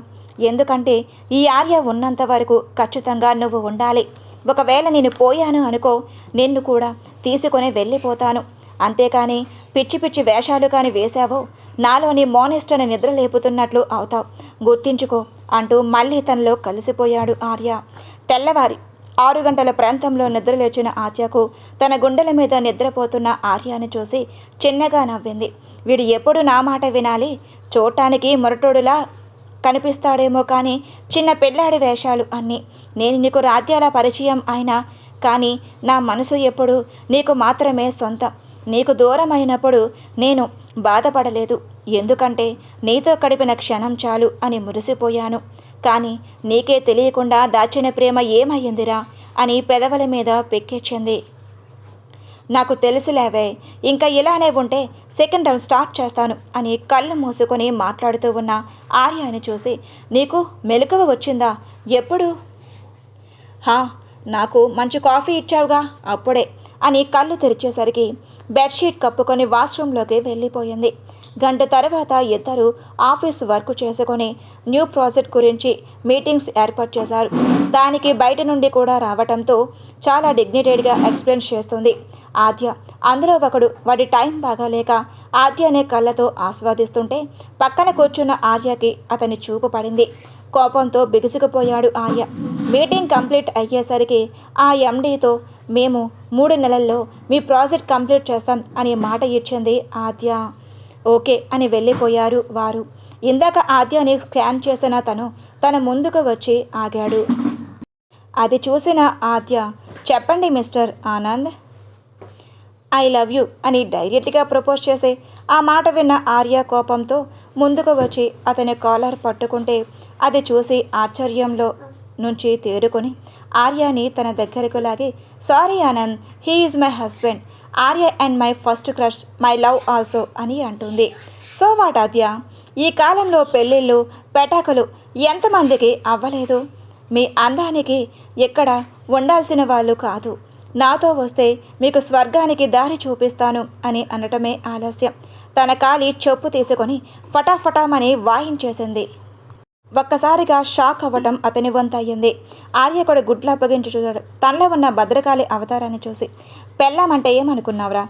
నా మొగుడిని వదిలి నీ వెంట ఎలా వస్తాననుకున్నావురా అని చుట్టూ చూసింది. ఏముందా అని అక్కడ ఒక మూలన స్టీల్ గొట్టం కనిపించేసరికి దాన్ని తీసుకుని వెళ్ళి వాడిని ఇష్టం వచ్చినట్టు కొడుతుంది. ఆనంద్ ఏడుస్తూ, వామో ఏంటి బ్రో మీ భార్య ఎలా కొడుతుంది, నీ ఫ్యూచర్ నాకు అర్థమవుతుంది అని పరిగెడుతుంటే సరిగ్గా తనని ఎత్తుకొని ఓసై వాడి వెళ్ళిపోయాడే ఆపడానికి ప్రయత్నం చేసి ఎలవనలా కూల్ చేశాడు ఆర్య. అమ్మయ్య అని ధైర్యం గుండెల మీద చేతిని వేసుకున్నాడు. అనుకున్నట్లుగానే చాలా సిన్సియర్గా వర్క్ చేసి 2 నెలల్లో ప్రాజెక్ట్ని పూర్తి చేసింది. ఆద్య తన పనితనాన్ని చూసి ఒకంత గర్వంగానే అనిపించింది. ఆర్యకు ఇప్పుడు అర్థమైంది తను ఎందుకు చైర్మన్ చేశారు. ఎప్పట్లోనే ఉదయం వచ్చిన ఆద్యకు వాళ్ళ అమ్మ నాన్నలు రావడంతో మాటల్లో మునిగిపోయింది. అప్పుడే తనకు కళ్ళు తిరిగినట్టు అనిపించి పక్కనే ఉన్న మనోహర్ గారి భుజం మీద వాలిపోయింది. కొంతసేపటికి ఆద్యని చెక్ చేసి డాక్టర్ కంగ్రాట్స్ ఆర్య తను ప్రెగ్నెంట్ అని చెప్పేసరికి షాక్ అవ్వటం ఆర్య వంత అయ్యింది. ఏంటి అత్తయ్య గారు మీరు చెప్పేది, ఆద్య నిజంగానే ప్రెగ్నెంట్నా? నమ్మలేక అడుగుతాడు ఆర్య. అవునని గారు మీ ముందు డాక్టర్ చెప్పింది కదా రాధ్య ప్రెగ్నెంట్ అని ఆనందంగా అంటూ ఉండండి, ఇప్పుడే ఈ విషయాన్ని అందరితో చెప్పాలి అని రాఘవయ్య గారికి చెప్పడానికి బయలుదేరింది కృష్ణవేణి గారు. మనోహర్ గారు కూడా చాలా సంతోషంగా ఉన్నారు. ఆర్య మాత్రం ఆశ్చర్యంగా ఆద్య రూమ్లోకి వెళ్తే అప్పుడే మెలకువ వస్తున్న ఆద్యకు ఆర్య ఎదురుగా కనిపించాడు. మెల్లగా లేస్తూ ఏమైందిరా తల అంత భారంగా ఉంది అని బెడ్గా అనుకుని అంది. నువ్వు ప్రెగ్నెంట్ అంటేనే అది వెనకని వాట్ అని కొంచెం పెద్దగా అరిచి నేను ప్రెగ్నెంట్ ఏంటి అని కొంచెం ఆశ్చర్యంగా అంది. ఇప్పుడే డాక్టర్ వచ్చి నేను చెక్ చేసింది అని ఆర్య అనంతలో ఆద్య రియాక్ట్ అవుతూ నాకు పిల్లలు పుట్టే అవకాశం లేదని డాక్టర్ చెప్పింది కదా ఆద్య, మరి ఇదేంటి అని అప్రయత్నంగా తన కడుపు మీద చేతిని వేసి అంది. వెంటనే ఆర్య నన్ను ట్రిక్ చేసిన డాక్టర్స్ దగ్గరికి తీసుకుని వెళ్ళు ప్లీజ్ అని అనేసరికి అలానే అని జాకెట్ తీసుకుని ఆర్య ఆద్యని తీసుకుని వెళ్ళి కృష్ణవేణి గారితో చెప్పి హాస్పిటల్కి వెళ్ళారు. నిజంగా నేను ప్రెగ్నెంట్ కదా ఆర్య అని కళ్ళల్లో ఆనందంతో ఉంది. అబ్బా ఇప్పటికే 100 సార్లు అడిగావే, డాక్టర్ చెప్పిందే నేను చెప్పాను, ఇప్పుడు అంతకుముందు ట్రీట్ చేసిన డాక్టర్ దగ్గరికి వెళ్తే మొత్తం తెలుస్తుంది అని కార్ని హాస్పిటల్ దగ్గర ఆపి డాక్టర్ రూమ్లోకి వెళ్ళారు. వాళ్ళ ఇద్దరు జంటను చూసిన డాక్టర్ రండి ఆద్య అని చేయిని చూపించి కూర్చోబెట్టింది. విషయం ఏంటి అని అడగగా అది నేను ప్రెగ్నెంట్ అయ్యాను డాక్టర్ అని అంది ఆద్య. దాంతో దీక్షణంగా ఆద్య వైపు చూసి నిజంగానా అని కొంచెం ఆశ్చర్యంగా అడిగిన ఇంతలో ఏదో సెన్స్ చేస్తూ ఒకసారి చెకప్ రూమ్కి రండి అని అనటంతో వెళ్ళారు. ఆద్య యూరిన్ తీసుకొని ల్యాబ్కి పంపించారు డాక్టర్. అరగంట తర్వాత రిపోర్ట్స్ రావడంతో నిజంగానే పాజిటివ్ అని ఉంది. ఆశ్చర్యపోవడం డాక్టర్ వంతు అయ్యింది. ఏమైంది డాక్టర్ అని కొంచెం ఆతృతగా అడిగాడు ఆర్య. తను నిజంగానే ప్రెగ్నెంట్ అని మీరు ఒకసారి బయటకు వెళ్ళండి, నేను తనని చెక్ చేయాలి అని అనటంతో పర్వాలేదు డాక్టర్, నేను ఇక్కడే ఉంటాను, మీరు చెక్ చేయండి అని కొంచెం సీరియస్గా చెప్పేసరికి ఇంకా ఏం చేయలేక అలానే చెక్ చేసింది డాక్టర్. బాగా పరీక్షించి తన క్యాబిన్లో కూర్చున్నారు. ఆద్యకు కాళ్ళు చేతులు అసలు ఆడటం లేదు. ఒక పక్కగా ఏం చెబుతారు అన్న భయం కూడా ఉంది. టెన్షన్తో ఆద్య చేతిని పట్టుకుంది. ఏమైంది డాక్టర్, ఎందుకు సైలెంట్గా ఉన్నారు, నాకు భయంగా ఉంది చెప్పండి అని అనటంతో గట్టిగా శ్వాసను తీసుకొని ఆద్య, నేను ఎప్పుడు ఒకలానే చెబుతాను సుత్తు లేకుండా, నీకు 0.01% మాత్రమే పిల్లలు పుట్టే ఛాన్స్ ఉంది, ఇప్పుడు కూడా నేను ఇదే చెబుతున్నాను. దాంతో విచిత్రంగా చూశాడు ఆర్య. అదేంటి, ఇప్పుడే కదా మీరు ప్రెగ్నెంట్ అని చెప్పారు, మళ్ళీ పర్సెంట్ తొక్క అంటారు, కొంచెం చిరాగ్గా అడిగాడు. అవును ఆర్య, మీ ఆవిడ ప్రెగ్నెంట్నే, కానీ 0.01% మాత్రమే ఆద్య బేబీని కనగలదు, అంటే ఆ బిడ్డ పూర్తిగా 9 నెలలు ఉంటుందని గ్యారంటీ ఇవ్వలేను అని సూటిగా ఆర్య వైపు చూసి అంది. నిర్ఘాతపోయింది ఆద్య ఏడుపు కళ్ళతో. లేదు డాక్టర్, నా కడుపులో బిడ్డ పెరగాలి, దయచేసి నాకు ట్రీట్మెంట్ ఇవ్వండి, మీకు దండం పెడతాను అని కన్నీరతో అడుగుతూ ఉన్న ఆద్యని చూసి చలించిపోయాడు ఆర్య. వాళ్ళ ఇద్దరిని అలా చూసిన డాక్టర్, ఆద్య ప్లీజ్ కామ్, ముందు ఆ ఏడుపు ఆపు అని అనటంతో కన్నీరుని తుడిచి చూసింది డాక్టర్ వైపు. చూడమ్మా, ఒక ఆడదాని బాధను అర్థం చేసుకోగలను, కానీ నీ యూట్రస్ చాలా వీక్గా ఉంది, బిడ్డ, దాంతోపాటు నీ గర్భసంచి కూడా అని అనడంతో అయితే మరి ఎందుకు డాక్టర్ నా కడుపులో బిడ్డ పెరుగుతుంది అని మీకు తెలిసిన ఉండదు, కనలేదు అని మీరు ఎలా చెప్పగలరు? ఒక ప్రాణం నా కడుపులో ఊపిరి పీసుకుంటుంది, నా బిడ్డని ఎలా కాపాడుకోవాలో నాకు తెలుసు అని ఆవేశంతో అరుస్తున్న ఆద్యాన్ని కూల్చేయడానికి ప్రయత్నం చేశాడు ఆర్య. ఆర్య వైపు చూసి చెప్పరా, మన బిడ్డ బ్రతుకుతుందని చెప్పరా ఆర్య అని ఏడుస్తూ అరుస్తుంటే ఆద్య ఊరుకో, ఏం కాదు, ముందు నేను చెప్పేది విను అని అనటంతో ఏంటి అని అనుమానంగా అడిగింది ఆర్యాని. చెప్పు ఆర్య అని గర్జించడంతో బలంగా ఊపిరిని వదిలేను, నువ్వు అబార్షన్ చేయించుకుంటే మంచిది అని అనిపిస్తుంది అన్న మాటనడం ఆలస్యం వెంటనే లాగిగొట్టింది ఆర్యాని. డాక్టర్ ముందే చంపేస్తాను ఆ మాట అన్నావంటే, ఒకసారి నీ కారణంగా బిడ్డ చచ్చిపోయింది, ఇంకోసారి నీ కారణంగా బిడ్డతో పాటు నేను చచ్చిపోతాను అని ఎర్రబడ్డ కళ్ళతోనే అనేసరికి కొంచెం బెదిరడనే చెప్పాడు ఆర్య. డాక్టర్ వైపు చూసి బిడ్డ కోసం చాలామంది ఎన్నో త్యాగాలు చేశారు డాక్టర్, దాంట్లో నేను కూడా ఉన్నాను, మీరు బిడ్డ పుట్టే వరకు ఉందామని అంటున్నారు, లోకంలో అమ్మ ప్రేమ కంటే ఏది గొప్పది కాదని మీకు చెప్పనవసరం లేదు, ఈ బిడ్డను నేను కని చూపిస్తాను, మరోసారి అమ్మ ప్రేమ గొప్పతనాన్ని చూడటానికి సిద్ధంగా ఉండండి అని అనేసరికి ఎప్పటి వరకు తనలో ఈ యాంగిల్ని చూడలేని డాక్టర్ సైతం నిర్ఘాతపోయారు. ఫాస్ట్గా కొన్ని మందులను రాసి పేపర్ తనకి ఇస్తే విసిరిగా పేపర్ని లాక్కొని కోపంగా ఆర్య వైపు చూసి నడిచింది. డాక్టర్ వైపు ఒకసారి చూసి తన వెనకనే వెళ్ళాడు ఆర్య. ఇద్దరి మధ్య నిశ్శబ్దం. కారులో ఏదో చెప్పడానికి ప్రయత్నం చేస్తున్న ఆర్యను ఏమాత్రం పట్టించుకోకుండా ఎఫ్ఎం ఆన్ చేసి కడుపు మీద చేతిని వేసి పడుకుంది. తనని ఒకసారి చూసి కారు నడుపుతున్నాడు. ఇంటికి వెళ్ళిన ఆద్యకు రాఘవయ్య గారు, ఆదిత్య, ప్రియ, ఉర్మిళ గారు, కృష్ణవేణి గారు, మనోహర్ల గారు అందరూ ఒక చోటనే ఉన్నారు. 5 నెలలు 20 రోజుల కడుపుతో ఉన్న ప్రియాను చూసి ఆద్య కళ్ళు వర్షించి తన కడుపు మీద చేతిని వేసింది. వదిన అని ఆనందంగా వచ్చి పలకరిస్తే చిన్న నవ్వుతో బదులు ఇచ్చింది. కంగ్రాట్స్ ఆద్య అని ఆదిత్య వచ్చి అనేసరికి థ్యాంక్స్ ఆది. ఆది దూరం నుండి చూస్తున్న ఆర్య ఆద్యతో ఏదో మాట్లాడబోతూ ఉంటే ఆది నేను ఫ్రెష్ అయ్యి వస్తాను అని చెప్పి పైకి వెళ్ళిపోయింది. తననే అసహనంగా చూస్తూ ఉండిపోయాడు. 4 రోజుల వరకు ఆర్యతో మాట్లాడలేదు ఆద్య. ముభావంగా ఆఫీస్కి వెళ్ళిన తన పని తాను చూసుకుంటూ వస్తుంది. ఆ రోజు ఉదయాన్నే స్నానం చేసి వస్తున్న ఆద్య చేతిని పట్టి తన మీదకి లాక్కున్నాడు. ఆర్య కోపంగా చూసింది, తన వైపు వదులు అన్నట్టు. ఆద్య ముందు నేను చెప్పేది విను. ఏం చెప్పాలి? మళ్ళీ నా కడుపులో బిడ్డని చంపుకోమని అంటావా? ఎర్రబిడ్డ కళ్ళతో అంది. అనడమే అది కాదే, ముందు నేను చెప్పేది విను. నాకు పిల్లలంటే చాలా ఇష్టం, కానీ నాకు నీకన్నా ఏది ముఖ్యం కాదు, అందుకే బిడ్డ వల్ల నీకు రిస్క్ అయితే ఆ బిడ్డ నాకు అవసరం లేదు అని ఏదో అనబోతున్న ఆర్యని వెనక్కి తోసేసింది అంది కోపంగా. మళ్ళీ దాన్ని గెలికావురా అని నిట్టూర్పు విడిచి ఆఫీస్కి వెళ్ళాడు. ఆఫీస్ టైం అవుతుందన్నా ఇంకా ఎందుకు రావటం లేదు అని కార్ హారన్ ప్రెస్ చేశాడు. పరిగెత్తుకుంటూ కృష్ణవేణి గారు వచ్చి, బాబు ఈ రోజు నుండి రాధ్య ఆఫీస్కి రాదండి. వాట్ ఎందుకు? అమ్మాయి ప్రెగ్నెంట్ కదా బాబు, అందుకు. తన్ని కూడా ఈ టైంలో మంచిది కాదని ఒకడే ఆఫీస్కి వెళ్ళాడు. ఆర్య ఉసూరుమంట వెళ్ళిన ఆర్యకు చాలా అసహనంగా అనిపించింది. తప్పుగా మాట్లాడనా అని మనసులో అనుకుంటూనే కాన్ హాస్పిటల్ వైపు పోనిచ్చాడు. డాక్టర్ అపాయింట్మెంట్ తీసుకుని లోపలికి వెళ్ళాడు. చెప్పండి ఆర్య, మళ్ళీ ఆద్య మిమ్మల్ని కొట్టిందా అని నవ్వును దాచుకొని అంటుంది డాక్టర్ కొంచెం కిడ్డింగ్గా అనేసరికి, జస్ట్ జోక్ మిస్టర్, చెప్పండి. అది డాక్టర్ చెప్పేదేముంది, అంతా మీకే తెలుస్తుంది. ఆద్య బిడ్డ విషయంలో చాలా సీరియస్గా ఉంది, కానీ ఈ ప్రాసెస్లో తన ప్రాణాలకు ఏమైనా అని చెప్పలేక ఆగిపోయాడు. తను అర్థం చేసుకున్న డాక్టర్ మాట్లాడుతూ, మీ బాధ నాకు అర్థమవుతుంది ఆర్య, కానీ ఈ విషయంలో నేను కూడా ఏం చేయలేను. తను కన్సీవ్ ఎప్పుడైతే అయ్యిందో అని చెప్పిందో ఒక ఆడదానికి నేను కూడా చాలా సంతోషపడ్డాను. తన హెల్త్ గురించి పక్కన పెట్టి ఆ రోజు నా ముందు మిమ్మల్ని కొట్టి అమ్మతనం గురించి చెప్పిందో ఆ ధైర్యమే తనకు ఆయుష్ కూడా పెరుగుతుందనే నమ్మకం ఏర్పడింది ఆర్య. నమ్మకం ఉంచండి, ఆద్య సేఫ్గా ఉంటుంది అనే ధైర్యం చెప్పి పంపించింది.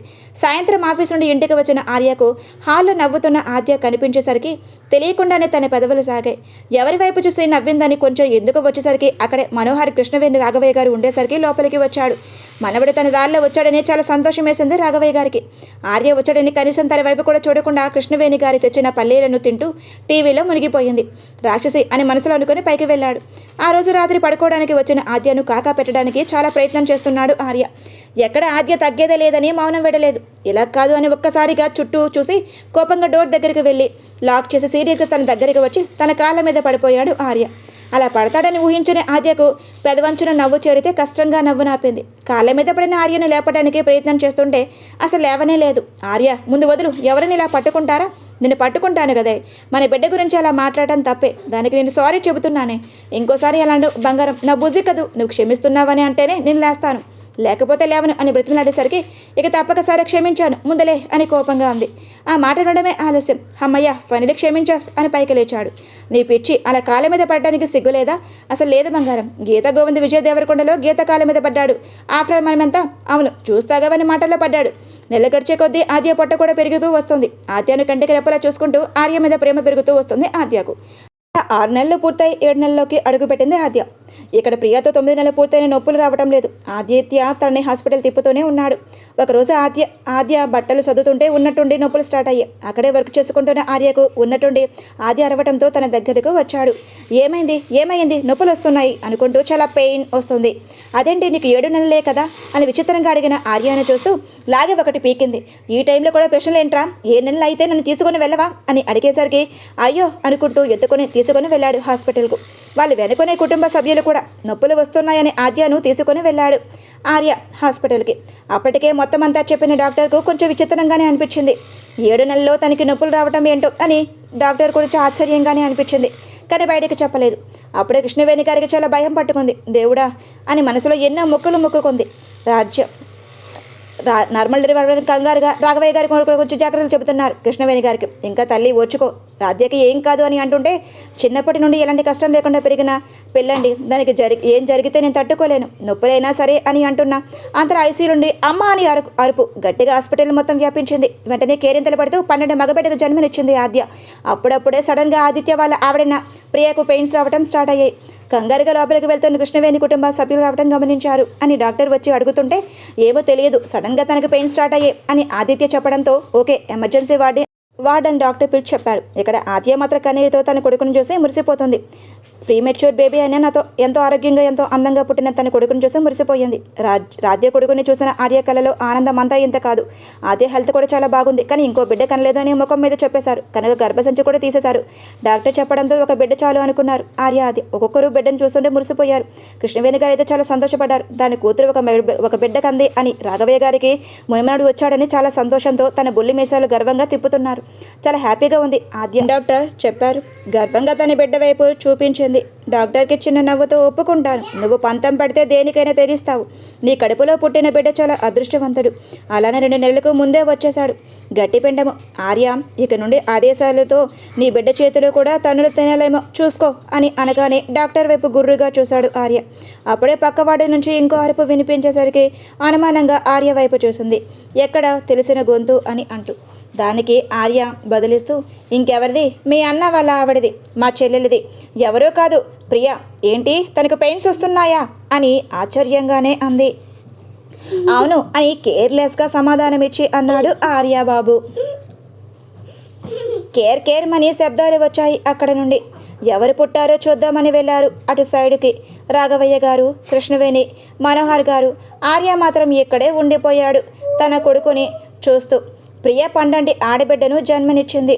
బొద్దుగా తెల్లగా మెరిసిపోతున్న తన కూతురుని చూశాడు ఆదిత్య. రాఘవయ్య గారు వస్తూ, ఏంట్రా ఎవరు పుట్టారు అని అడిగితే, కూతురు పుట్టింది తాతయ్య అని సమాధానమిచ్చాడు. ఇంతకీ మీ అమ్మాయిది కనిపించడం లేదు అని రాఘవయ్య గారు ప్రశ్నించగానే, కాశీకి వెళ్ళారు. ఫ్రీగా డెలివరీ అయితే శివుడికి గంగాభిషేకం చేస్తానని మొక్కుకున్నారు తాతయ్య. ఇప్పటికీ ఇంకా పెయిన్స్ రాకపోతే భయమేసి ముందుగానే బయలుదేరారు. నేను ఫోన్ చేసి చెప్పాను దానికి పెయిన్స్ వస్తున్నాయి అని. త్వరగా వచ్చేస్తామని కూడా చెప్పారు. ఇంతకీ ఆర్యకి ఎవరు పుట్టారు? ఇంకెవరు పుడతారా? నా మీసాలను మెలయ్యవేయటానికి మునిమనవడు పుట్టాడు. Free mature baby. అయినా చాలా చక్కగా నిండుగా ఉన్నాడు. సేమ్ ఈ పాపలాగా. తన బుగ్గలు చిన్నగా సుతిమెత్తగా తాకాడు. ఆ పిసబిడ్డకు ఆ స్పర్శ వచ్చి నచ్చింది అనుకుంటా. నవ్వింది కిలకిలామంటూ. అప్పుడే చిన్నగా నలిపి వచ్చిన ప్రియా అని ప్రియాని చూసి అక్కడ నర్స్ ఆద్య పక్కన షిఫ్ట్ చేశారు. ప్రియాకి పండంటి ఆడపిల్ల పుట్టింది. 2 గంటల తర్వాత అబ్జర్వేషన్లో పాపని ఉంచి తర్వాత ప్రియాను ఆద్యాను పక్కను షిఫ్ట్ చేశారు హాస్పిటల్ సిబ్బంది. అప్పటికే క్యార్ మని ఆడుతున్న ఆద్య కొడుకు తన పక్కన ఉన్న ప్రియా కూతురు మీద చేతిని వేసి ఆడుతున్నాడు. అది చూసిన ఆర్య గుడ్లు బయటకు వచ్చేలా చూశాడు. ఏంట్రా వీడప్పుడే ఫ్లటింగ్ స్టార్ట్ చేసేశాడు అని మనసులో అనుకుంటూ అప్పుడే వచ్చిన ఆదిత్య వైపు చూశాడు. ఆదిత్య అనుకోకుండా ఆద్య కొడుకు వైపు చూస్తే తన కూతురుతో ఆడుకుంటున్న వాడిని చూసి, వామ్మో మళ్ళీ ఇంకో ఆద్య తయారయ్యేటట్టుందే ఉంది కదా అని అనుకుంటూ గుర్రుగా చూశాడు ఆద్య కొడుకు వైపు. కిలకిలామంటూ నవ్వుతున్నాడు. 6 సంవత్సరాల తర్వాత అంశు, నాన్న అంశు ఎక్కడున్నావు? నాన్న మా అమ్మ దగ్గరికి రావా అని ముద్దుగా పిలుస్తుంది ఆద్య. మమ్మీ నేను ఎక్కడున్నాను అని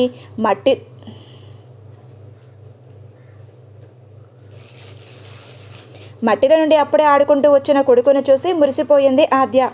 అయ్యో చూడు ఎలా మట్టి అయిపోయిందో. ఈసారి ఆడినప్పుడు కొంచెం చూసుకొని ఆడురా. మమ్మీ నేనే కాదు మమ్మీ, డాడీ కూడా నాతో ఆడుకున్నారు. డాడీకి కూడా మట్టి అంటుకుంది చూడు అని తన వెనకే ఉన్న ఆర్యాని చూపిస్తూ అన్నాడు 6 ఏళ్ల హంష్. అబ్బా మళ్ళీ ఇరికించేశాడు బుడ్డిగాడు. మళ్ళీ ఇంక నన్ను ఎంత వేసుకుంటుందో ఏమో అని అనుకుంటున్న అంతలో, అత్త నన్ను కూడా తీసుకొని బలవంతంగా ఆడించారు అని 6 సంవత్సరాల నిధి ఏడుస్తూ వస్తుంది. తనను చూసి కోపంగా ఆర్య వైపు చూసింది ఆద్య. అయ్యో ఏమయ్యింది నాన్న అని ఎత్తుకొని అంటుంది ఆద్య. మరేమో నేను బొమ్మలతో ఆడుకుంటున్నాను. అప్పుడే ఆర్య మామ వచ్చి, బొమ్మలు ఎందుకు వేస్ట్, కొంచెం సేపు అలా మట్టిలో ఆడితే మంచి ఎనర్జీ వస్తుంది అని బలవంతంగా నన్ను తీసుకొని వెళ్ళాడు. ఇలా మట్టి పోసేశాడు అని ఆర్య మీద కంప్లైంట్ చేస్తున్న తన మేనకోడలను చూసి నోరెళ్ళబెట్టాడు ఆర్య. కోపంతో నిధిని వదిలి, అసలు నీకు బుద్ధి లేదారా? చిన్నపిల్లలతో ఎలా మాట్లాడాలో తెలియదా? మొన్ననే కదా వర్షం పడింది. ఆ మట్టిలో ఎవరైనా ఆడతారా? ఏదైనా జబ్బులు వస్తే ఎవరిది రెస్పాన్సిబిలిటీ? ఆర్య మీద గయ్యమంది ఆద్య. దొరికిందే మంచి ఛాన్స్ అనుకొని. కానీ అక్కడి నుండి మెల్లమెల్లగా అడుగులు వేసుకుంటూ నిధి ఆంక్షలు అక్కడి నుండి పరారైపోయారు. ఆద్య తిట్టిన తిట్లకి పిచ్చెక్కి తన రూమ్లోకి వెళ్ళిపోతాడు ఆర్య.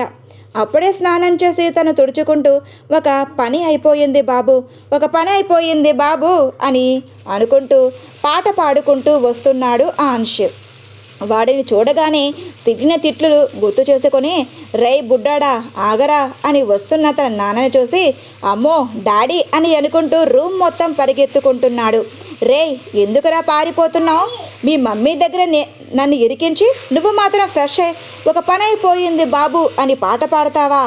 ఆగరా అని తన వెనక తన్ని పట్టుకొని బెడ్ మీద విసిరి తన 2 చేతులు పట్టుకొని, ఇప్పుడు చెప్పరా ఎందుకు మీ మమ్మీ దగ్గర ఇడికించేశావు? చెప్పరా నీ అయ్యా. డాడీ ఎందుకలా అరుస్తావు? నా అయ్యవి నువ్వే కదా. ఎదవ లాజికల్ నా దగ్గర మాట్లాడొద్దని ముందే చెప్పరా.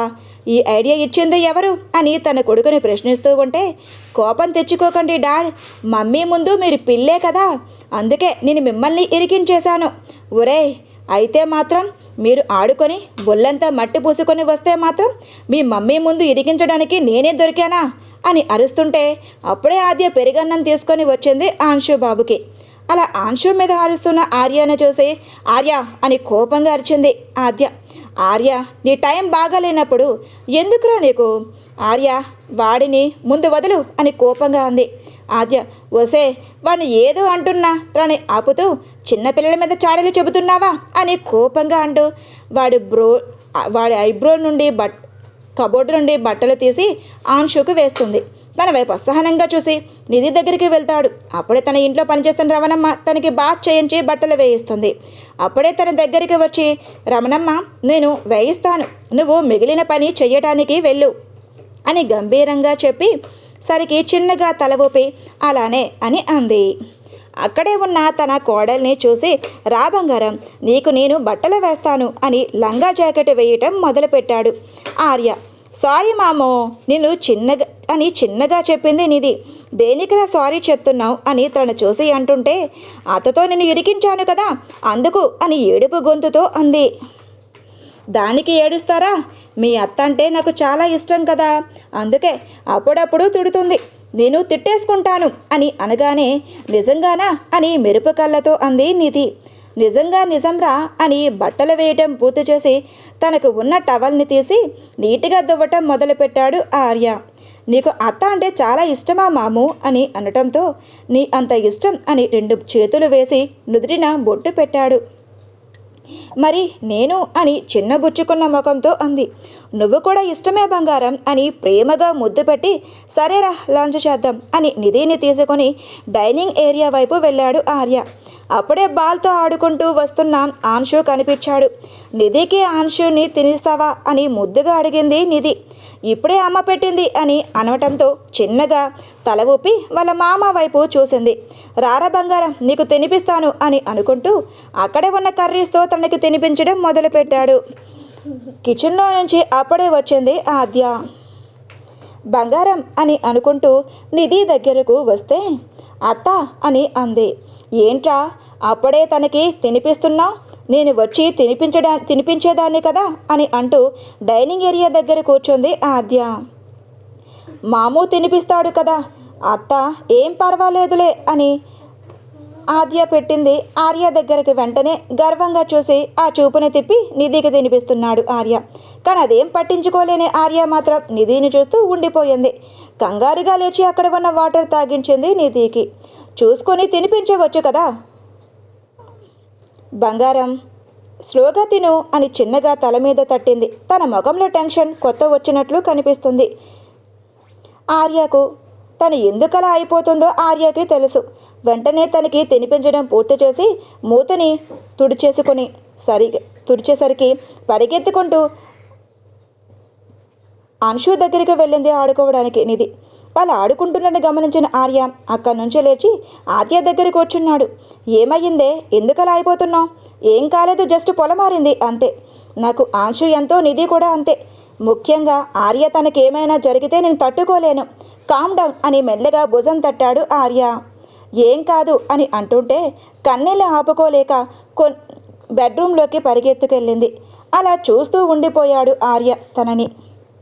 వెంటనే ఎవరికో కాల్ చేసి కోపంతో, మీరేం చేస్తారో నాకు అనవసరం, 4 సంవత్సరాల నుంచి వెతుకుతూనే ఉన్నాను, వాళ్ళని కనిపెట్టలేకపోయారు, ఈసారి వాళ్ళని కనిపెట్టలేకపోతే మిమ్మల్ని నేనే చంపేస్తాను అని కోపంగా రౌద్రం నిండిన కళ్ళతో అన్నాడు ఆర్య. ఆర్య మనసు చాలా భారంగా మారిపోయింది. వెంటనే ఎవరికో ఫోన్ చేసి అడిగితే అవతల నుండి, నేను చెప్పిన విషయం ఏమయ్యింది అని కోపంగా అన్నాడు ఆర్య. ఆర్య వాయిస్కి భయపడిన వాళ్ళు, ఆ ఏజెంట్ త్వరలో కనుక్కుంటాను సార్, నాకు కొంచెం టైం కావాలి అని అనటంతో, వచ్చే 25వ తారీఖు మొత్తం క్లియర్ అయిపోవాలి అని కోపంగా చెప్పి ఫోన్ పెట్టేశాడు. రూమ్లోకి వెళ్ళిన ఆద్య ఫ్యామిలీ ఫోటో పట్టుకొని ఏడుస్తుంది. ఎంతలా అంటే కళ్ళు మొత్తం ఉబ్బిపోయాయి. డైనింగ్ ఏరియాలో ఉన్న ఆర్య మాత్రం రమణమ్మను నిధిని ఆంశుని కనిపెట్టమని ఉండమని చెప్పి ఆద్య దగ్గరకు వెళ్ళాడు. రూమ్లో తన ఫోటో పట్టుకొని ఏడుస్తున్న ఆద్యని చూసి గుండె మెలిపెట్టినట్టు తన దగ్గరకు వెళ్ళాడు ఆర్య. ఆద్య అని అనుకుంటూ తన భుజం మీద చెయ్యి వేసి హత్తుకుపోయింది. ఊరుకోవే, నువ్వు ఏడుస్తే నేను చూడలేను అని తెలిసినా ఎందుకు ఏడుస్తున్నావు అని అనడంతో, మనం ఏం పాపం చేశాం ఆర్య, మనకి ఎందుకు ఇన్ని కష్టాలు? అందరూ హ్యాపీగా ఉన్న టైంలో ఆదిత్య, ఊర్మిళమ్మ, ప్రియ, అమ్మా నాన్న బాంబ్ బ్లాస్ట్లో చనిపోయారు. నా సంగతి వదిలే, నా దురదృష్టం అలా వెంటాడుతూనే ఉంది. కానీ అభంశుభం తెలియని ఆ చిన్న పాప ఏం చేసింది? పస్తనం రుచి చూడకుండానే ఆదిత్య అని ప్రియాని తీసుకొని వెళ్ళిపోయాడు ఆ దేవుడు అని రోధిస్తూ ఉంటే, తన వెన్ను నెమురుతూ, దేవుడు కాదు, మన కుటుంబం మీద పగ పంచుకున్న మనిషే చేశాడు, ఎక్కడ ఉన్నా సరే వాడిని వదిలిపెట్టను అని కోపంగా మనసులో అనుకున్నాడు ఆర్య. ఊరుకోవే, నువ్వు ఏడిస్తే నేను చూడలేను. ఏం కాదు, అయినా నిధి అనాథ కాదు, మనతో పాటే ఉంటుంది, మన కుటుంబంలో ఒకరిది అంతే, అమ్మా నాన్న, అత్తయ్య, మావయ్య అయినా అన్నీ మనమే అని ఓదారుస్తున్నాడు ఆర్య. 3 సంవత్సరాల క్రితం తను పిల్లలకు డ్రెస్ సెలెక్ట్ చేయడానికి ఆదిత్య, ప్రియ, ఆద్య, మనోహర్ గారు, కృష్ణవేణి గారు అందరూ కలిసి బయలుదేరారు షాపింగ్ మాల్కి. అక్కడే ఉన్న ఒక వ్యక్తి ఫోన్లో ఎవరి ఇన్స్ట్రక్షన్స్తో చెబుతుంటే ఆర్య కారు కింద బాంబు ఫిక్స్ చేశాడు. అదేమీ తెలియని ఆద్యాలు మాత్రం పిల్లలకు బట్టలు సెలెక్ట్ చేసి ఎంతో ఆనందంగా వస్తున్న టైంలో ఆద్య ఫోన్ షాపింగ్ మాల్ మర్చిపోవటం గుర్తుకు వచ్చి, ఆర్య, నా మొబైల్ మర్చిపోయాను, నువ్వు కూర్చో, నేను వెళ్ళి తీసుకొని వస్తాను అని షాపింగ్ మాల్లోకి అడుగుపెట్టింది. జాగ్రత్త, నీకు అసలే కంగారు ఎక్కువ అని కృష్ణవేణి గారు అనటంతో, బాబు నువ్వు కూడా తోడుగా వెళ్ళు అని ఆర్యను అడిగింది కృష్ణవేణి గారు. అలాగే అత్తయ్య అని కారులో నుండి దిగి తన వెనకే వెళ్ళాడు ఆర్య. లోపలికి వెళ్ళిన ఆద్య ఫోన్ దొరకటంతో తొందరగా వచ్చింది.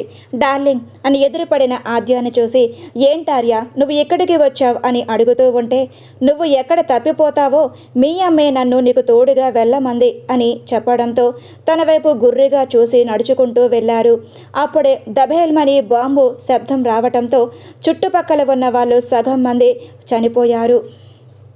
అందులో ఊర్మిళ గారు, ఆదిత్య, ప్రియ, కృష్ణవేణి గారు, మనోహర్ గారు ఉండటంతో షాక్లోకి వెళ్ళిపోయింది ఆద్య. ఏం జరిగిందో అర్థం చేసుకోవటానికి 10 నిమిషాల పైనే పట్టింది ఆద్యకి కూడా. మెల్లగా ఆర్య తేరుకుంటూ ఆద్య అని గట్టిగా అరుస్తుంటే తేరుకొని గట్టిగా ఏడవటం మొదలుపెట్టింది. తన కళ్ళ ఎదురుగానే కృష్ణవేణి గారు, మనోహర్ గారు మంటల్లో కాలిపోవటం చూసి తట్టుకోలేకపోయింది ఆద్య. దాంతోపాటు ఇంటి దగ్గర ఉన్న నిధి, అమ్మా నాన్నలైన ఆదిత్య, ప్రియాలు చనిపోయారని అర్థమవ్వగానే ఆద్య ఏడుపు అంతా ఎంతా కాదు. అదంతా గుర్తు చేసుకున్న ఆర్య కోపంగా మారిపోయాడు. ఆద్య కన్నీటి బొట్టలకు లెక్క చెప్పాలని నిర్ణయించుకున్నాడు ఆర్య. ఎప్పటిలానే ఉదయం లేచి నిధి అంశులను నిద్రలేపి స్కూల్కి రెడీ చేస్తుంది. అప్పుడే ఆర్య కూడా రెడీ అయి ఆద్య అని పెద్దగా అరిస్తే, వస్తున్నా ఆర్య అని చెప్పి నిధి ఆంశు స్కూల్ బ్యాగ్ కింద రంగమ్మ సర్దేసింది. ఎవరి బాక్స్ వాళ్ళే తినాలి, నిధి బాక్స్ ఆంశుకి ఇవ్వకూడదు, సరేనా అని అనటంతో బుద్ధిగా తల ఊపింది నిధి. దట్స్ మై గర్ల్ అని బొగ్గన ముద్దు పెట్టేసరికి, మరి నేను మమ్మీ అని బుడ్డిగాడు అనటంతో, నీకు ఇవ్వకుండా ఎలారా అని బొగ్గన ముద్దు పెట్టి, సరేరా అని ఇద్దరిని కిందకు తీసుకొని వెళ్ళింది.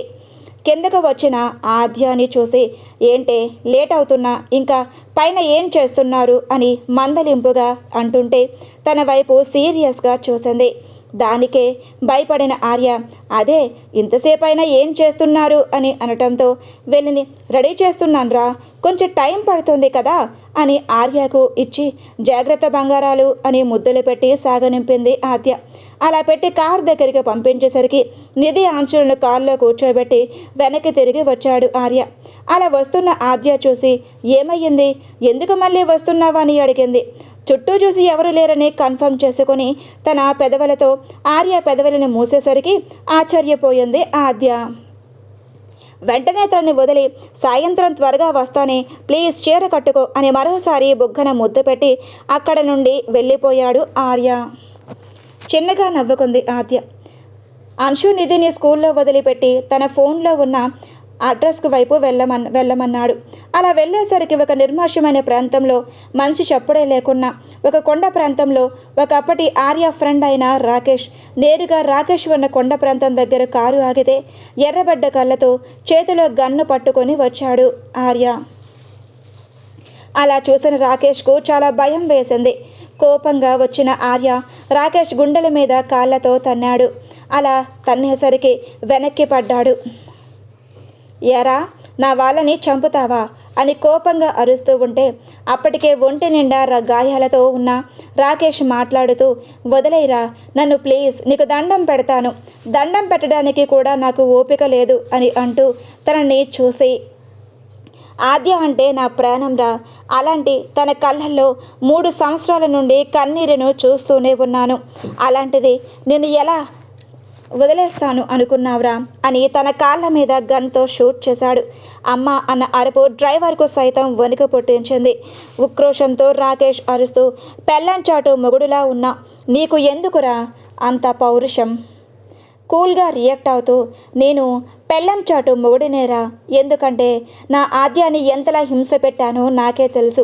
అది నీకు పడలేదని అక్కసుతో దాన్ని చంపాలనుకొని ఆ రోజు షాపింగ్ మాల్ దగ్గర బాంబు బ్లాస్ట్ జరిగేలా చేశావు. దానివల్లే ఎంతమంది ప్రాణాలు కోల్పోయారో నీకు తెలుసా? అందుకే నిన్ను చంపేద్దామని అనుకున్నాన్రా. అవును, నేను పెళ్ళం చాటు మొగుడునే, ఎందుకంటే ఆర్య లవ్స్ ఆర్య అని కోపంగా అని తనెదురిన గన్తో షూట్ చేసి చంపేస్తాడు. పక్కనే ఉన్న గార్డ్స్తో ఇది క్లియర్ చేయమని చెప్పి ఎలా వచ్చాడో అలానే వెళ్ళిపోయాడు ఆర్య. సాయంత్రం ఆర్య గుండెలలో తలని పెట్టుకుని చచ్చుకుపోతుంటే ఆర్య అని చిరుకోపంగా అంది ఆద్య. ఆద్య అని గారంగా పిలిచాడు. ఏంట్రా, ఐ లవ్ యూనే, లవ్ యూ టూ అని ఆద్య అనగానే తన ఎద మీద గట్టిగా ఘాటు పెట్టాడు. జాగ్రత్తగా హ్యాండిల్ చేయటం రాదా? చూడు ఎన్ని ఘాట్లు పెట్టావో అని తన దుప్పటి తీసి అంటుంటే గర్వంగా అనిపించింది ఆర్యకు. మళ్ళీ ఒకసారి తనలోకి ప్రవేశించాడు ఆర్య. రే మెల్లగా అని అంటుంటే, ఈరోజు నేను చాలా సంతోషంగా ఉన్నానే, నన్ను ఆపకు అని ఆ రోజు రాత్రిని కరిగించాడు. ఆద్యాన్ని అర్థం చేసుకున్న ఆర్య తనను చాలా బాగా చూసుకుంటున్నాడు. నిధికి తన అమ్మా నాన్నలు లేని లోటును ఆర్యాలు తీర్చారు. ఎంతలా అంటే ఆంశు కంటే నిధినే ఎక్కువ చూసుకుంటున్నారు. ఇలా ఆర్య ప్రేమకు తోడుగా ఆంశుని నిధిల ప్రేమ తోడై చాలా సంతోషంగా ఉన్నారు. ఇక్కడితో స్టోరీ సమాప్తం. స్టోరీ ఎలా ఉందో కామెంట్ చేయడం మర్చిపోవద్దు.